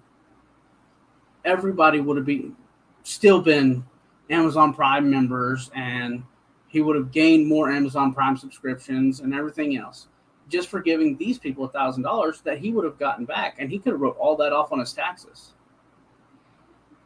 Little things like that people don't think of, because I believe greed gets in their way. Yeah, I think it's a whole board of, it's like I think greed is contagious, and it's like if you have a board of directors sitting around talking about, and most of the board of directors have never even worked for the company. There's a guy named Varoufakis. He's like the Greek finance minister. Forgot his first name, but his last name is Varoufakis, and he had a really interesting idea. He talks about the time in which Greece, when Greece was about to default to the European Union, he became the finance minister for a party called Syriza, and they got into power because they're like, yeah, we're just going to default. We're not going to pay. Fuck Europe. We're not going to pay any money. We're just going to default on it. And so Europe was like, you're not going to default on anything. You're going to pay us that money. And they're like, nah, we're not going to do it. So the people voted that group in because they didn't want to pay the debt. They're like, we'll just go back to our own currency. Well, Europe can't have that happen because it'll collapse the entire euro. And so Yanis Varoufakis goes to this finance meeting, and they're like, he said that the first thing that happened when he went to the meeting is like, listen, we're going to listen, Yanis, we're going to listen to everything you have to say. But there's just one thing we have to tell you. You can say and do anything you want in here. We're going to listen, but you can't change any of the rules in finance. And he's like, well, why the fuck am I here then? He's like, we're going to default, and that's it. It's done. Yeah. And so they ended up like threatening him. They called because he was the finance minister. So they called the prime minister in, and then they got that guy to turn his back on Varoufakis. But his idea was this. He goes, look, capitalism around the world, it's been taken over by the corporations. It's corporatocracy now. It's not really even capitalism. It's just this corporate takeover of the world. And I think it was John Dewey who said, government is the shadow cast upon people by business. So Varoufakis' idea is this. He goes, why don't we make it so that you can't have the speculators? Like if you're an employee for a company, when you join that company, you get one share. And now you get one share in the vote of whatever the company does. And then if you get quit or you're fired, you give back that share, you start working at another company, then you get a share of that company. Like it's the most equitable. And I'm not a huge fan of the word equitable, the way it's been used, but it is a way to sort of equalize the authority inside the company. And it takes away the motivation for people that don't care about the workers or the company or the integrity of the company. It takes those people out of it. So the people that are there get a chance to decide. Right. And, you know, it's pretty interesting. He also had some really interesting ideas about similar to what we were talking about, but more of an aggressive stance where, you know, why don't the people get together and find out like what General Electric is shorting and then everybody buy that stock, you know, like the same way AMC did it or all the apes on Reddit did it. Like that's possible. It could be done. And so I think that there's some good ideas out there. It's just getting, and maybe this is why there's so much distraction. Maybe why there's so much propaganda out there is because people are beginning to coalesce around these ideas and finding ways to fight back. I like to believe that. Right. I mean, let's say in all of my social medias and all of our platforms, we're looking at somewhere around the 10 to 20,000 people. Some of those could be duplicated or whatever. Sure. Your following, I'm not sure how big your following is at this point in time, but even at that, okay, let's say we're both at 10 to 20,000 people. So we group them all together. Then we have 40,000 people. Yeah. And with 40,000 people, you can make a difference. It's just getting them all to one point and saying, look, guys, this is our group mindset. This is our hive mindset. And this is our goal to achieve. And it's one thing that I've started with Streamer Saturday. So I also stream on Drip, selling Funkos and collectibles and stuff like that. And one of the things that we talk about in there is, okay, so you're a streamer with 150 followers.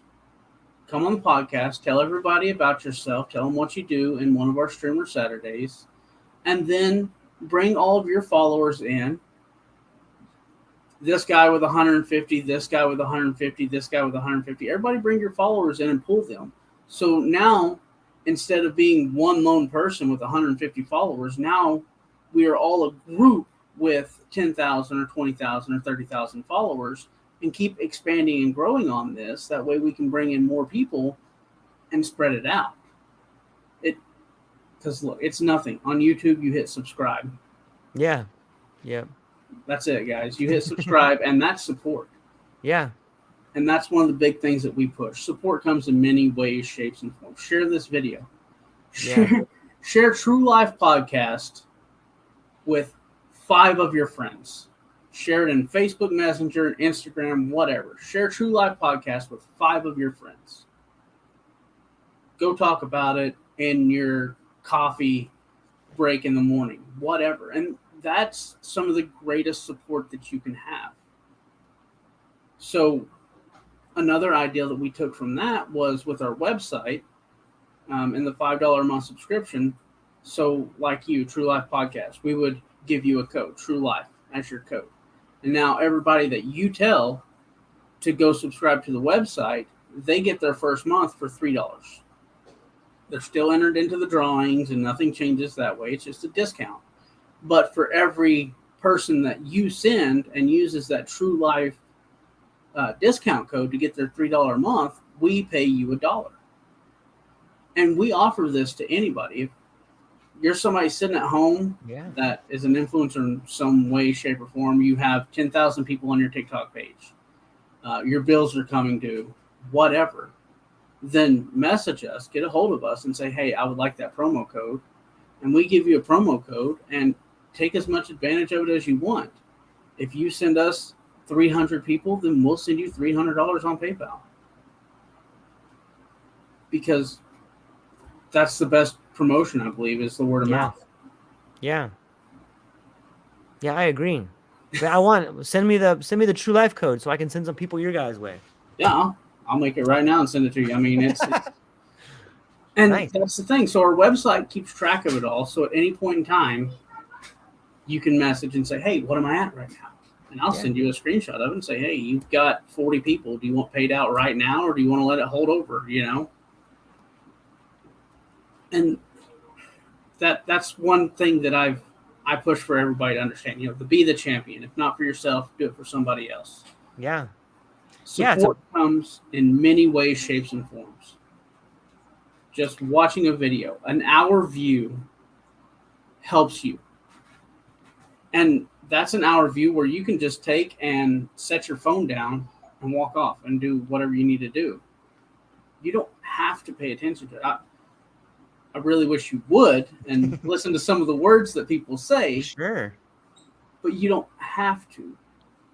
That hitting subscribe and watching an hour of their video or whatever is some of the biggest support that you can do for people. Yeah, it's true.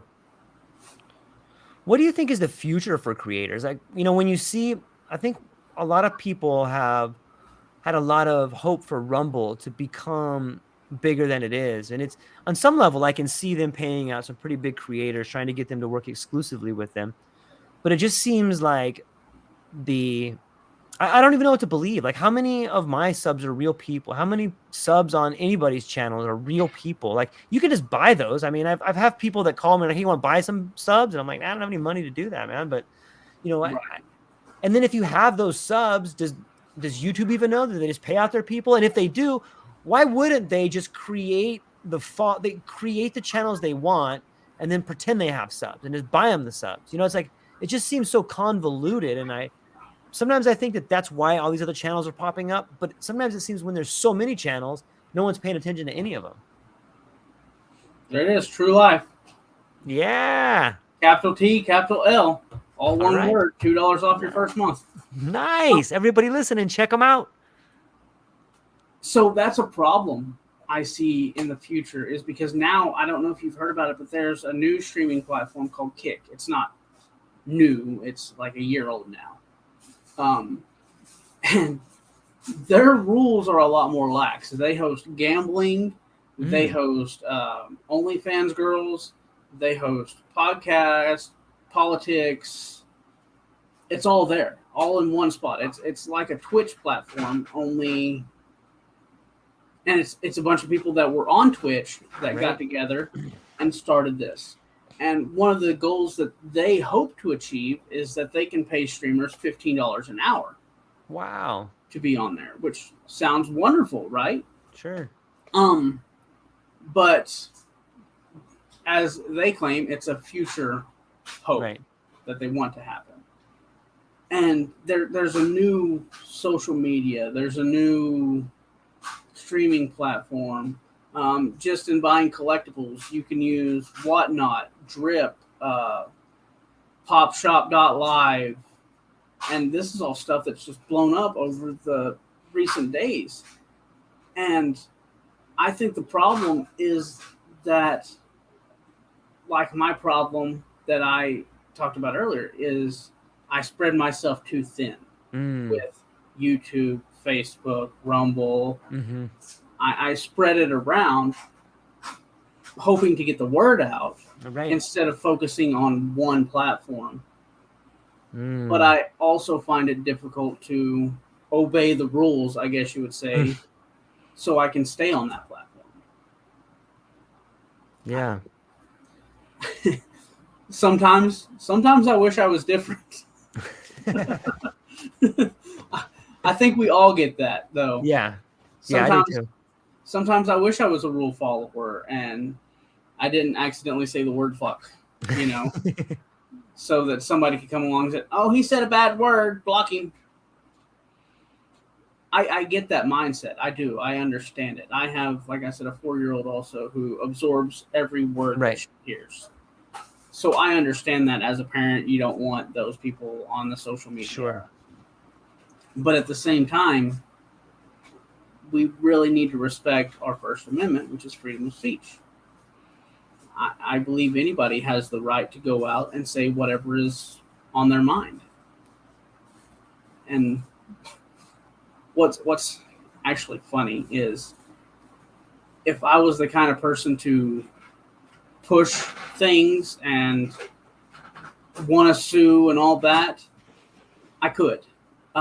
Because in 2011, I became an ordained minister. Mm.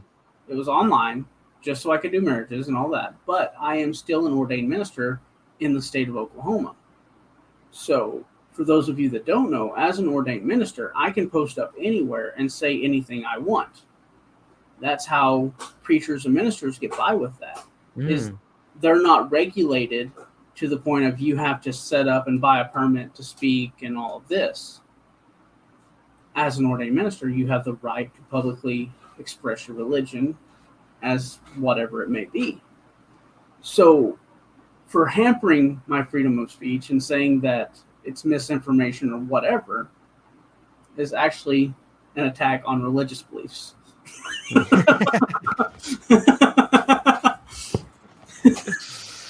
Yeah, it's a battle, man. It's the problem with litigating everything is, you're up against a monster, like a monolith that has tons of money, lawyers on standby, and time, and you end up giving all your energy to something that you don't even really care about. The only energy you have is anger towards it. Like I thought about that with where I work too. I'm like, I could totally sue these guys, but you don't want to put that much energy into it. Like, okay, they wronged you. Yeah. What are you going to do about it? You want to stand there and fight them, or you want to try to become something better? And that energy kind of hangs over you sometimes and just drains you. Yeah. I guess if you have the right thing, you can do it, but. And then at some point, you no longer care about it. You're just in it because you put so much time and effort into it. That's your only motivation. Yeah. Yep. It's true. It's true. It's like a bad relationship. Like, just leave. Just get out. Yeah. I mean, you're going to stay there and fight. Get out. Just fucking get out, man. Cut your losses and go.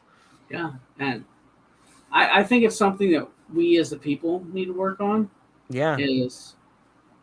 Is this something I want to devote that much time and effort into? Is this something that I want to take time away from my family? Working on the road, like I said, when I was a millwright, I spent 7 months on the road, a year and a half on the road. I was away from my family. Yeah. So once I finished that job with Luke that we met at, I actually came home and started working on a farm, not far from here. Had a baby. I was with her every day. Yeah. I didn't want to leave anymore. Yeah.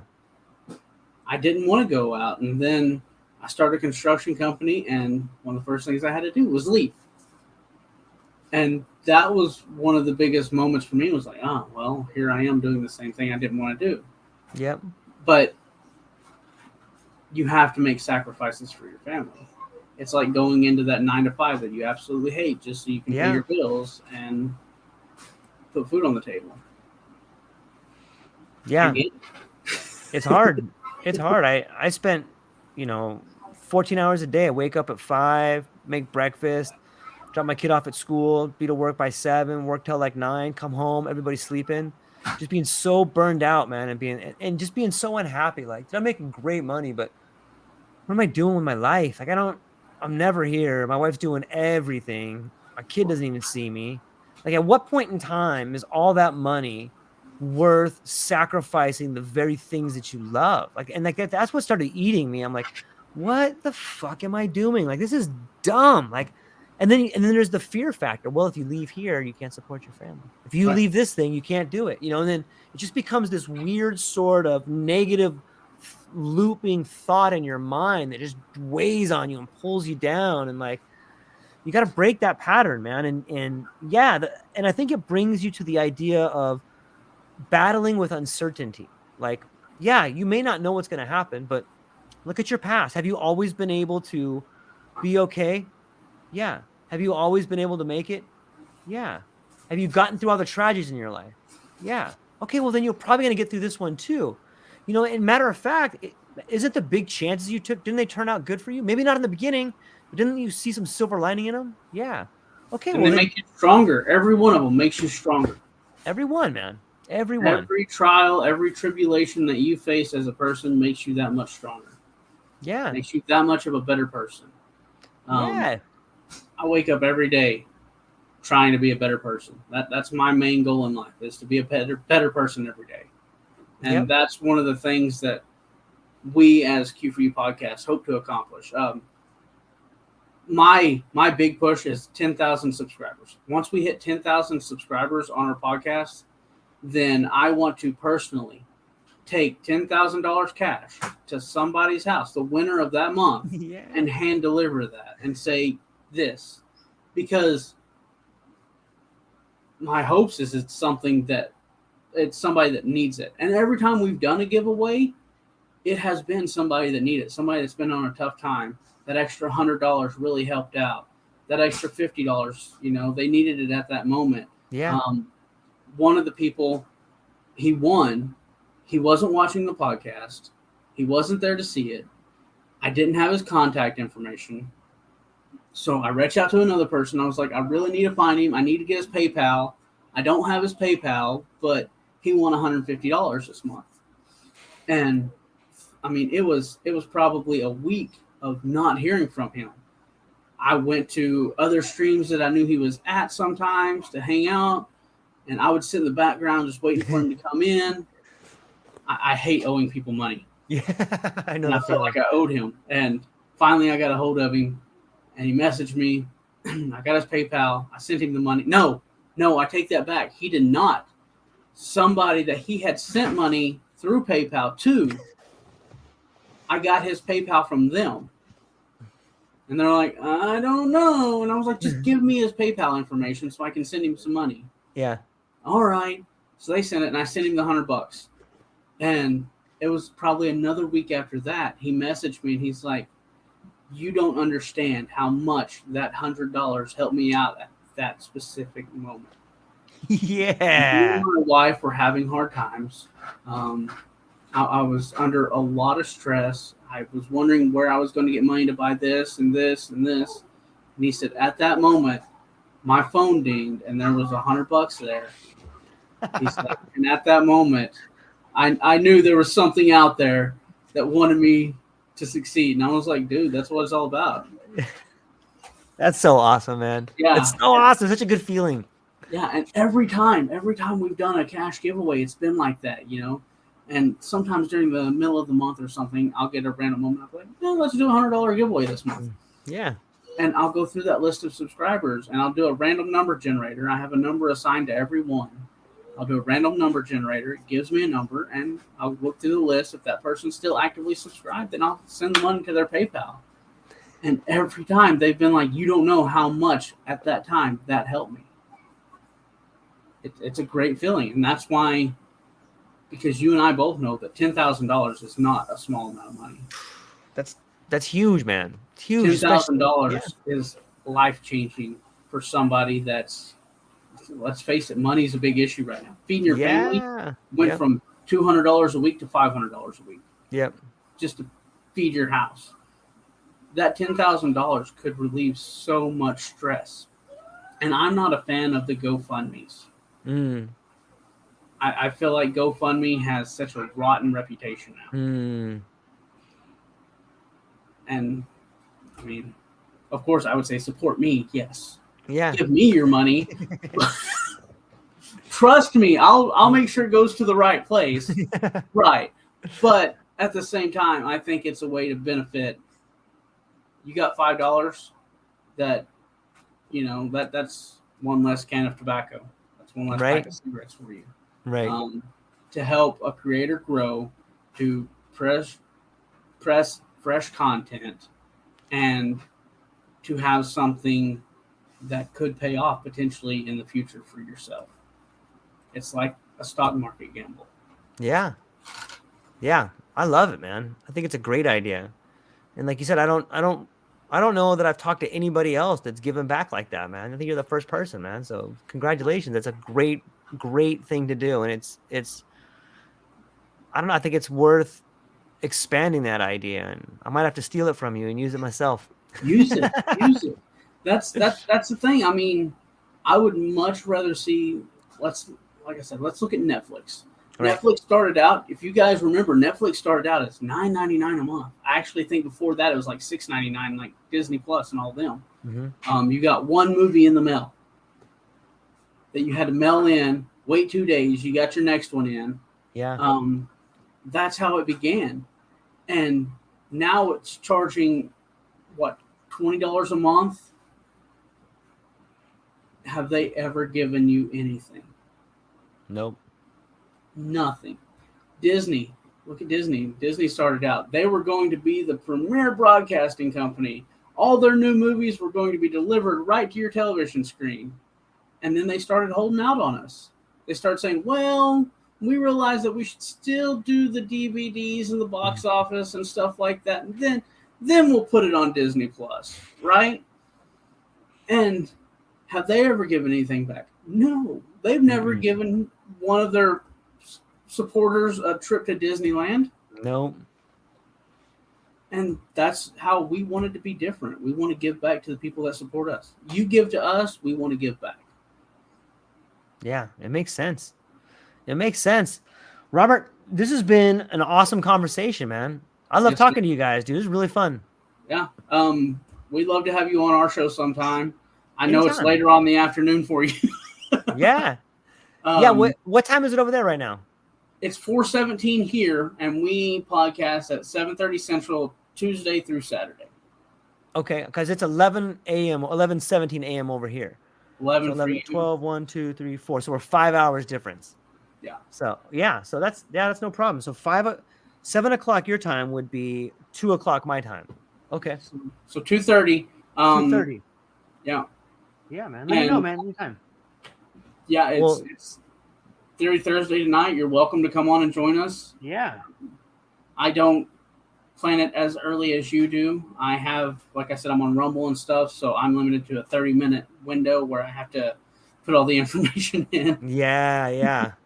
Yeah, that's true. But yeah, we'll definitely send you a link to your email if you want to jump in and join us tonight or whenever. You're more than welcome, man. All right. What time? Yeah. What? So it's 7 and it's 4, maybe in 3 hours. I got a podcast at 1. Maybe we'll see, man. From 1 to 2. The mental math hurts my head a little bit. I got a podcast at 1 my time. That guy's. So I'll probably go till 2 o'clock. Maybe 2:30. I don't know, man. I will email you my phone number. Yeah. Just shoot me a text. Okay. That'd be much better. Way easier. Yep. Okay. That'd be awesome. Do that. Okay. Fantastic, man. Well, I hope you have a fantastic day. Shout out to Luke and check out the books. Check out their content. Do yourself a huge favor. Subscribe to them. You never know. You could be the $10,000 winner.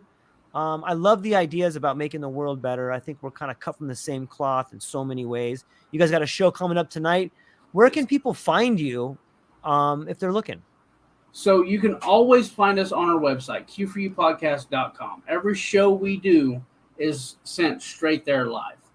And it's a library for all of our shows that we do. Some of them are still paid. I'm working on going through each and every one and making them, But you can always find our show there. We've been on Rumble here lately for like the Tuesdays and Thursdays. We've kind of got a weird schedule with the different platforms we're on. But we have, like I said, a YouTube page, Rumble, OnlyFans, Instagram, YouTube, Facebook. You can find us anywhere. Reach out. But our day-to-day shows right now are on Rumble and our website. Fantastic. All right, my friend. Well, I appreciate the time today. Looking forward to catching what you guys got coming up a little bit later today. And I'm sure we'll be in touch and be doing some more shows together, man. So appreciate your time, man. Hang on one second. I'm going to hang up, but I still want to talk to you for one more minute. Yeah. Ladies and gentlemen, that's all we got for today. Aloha.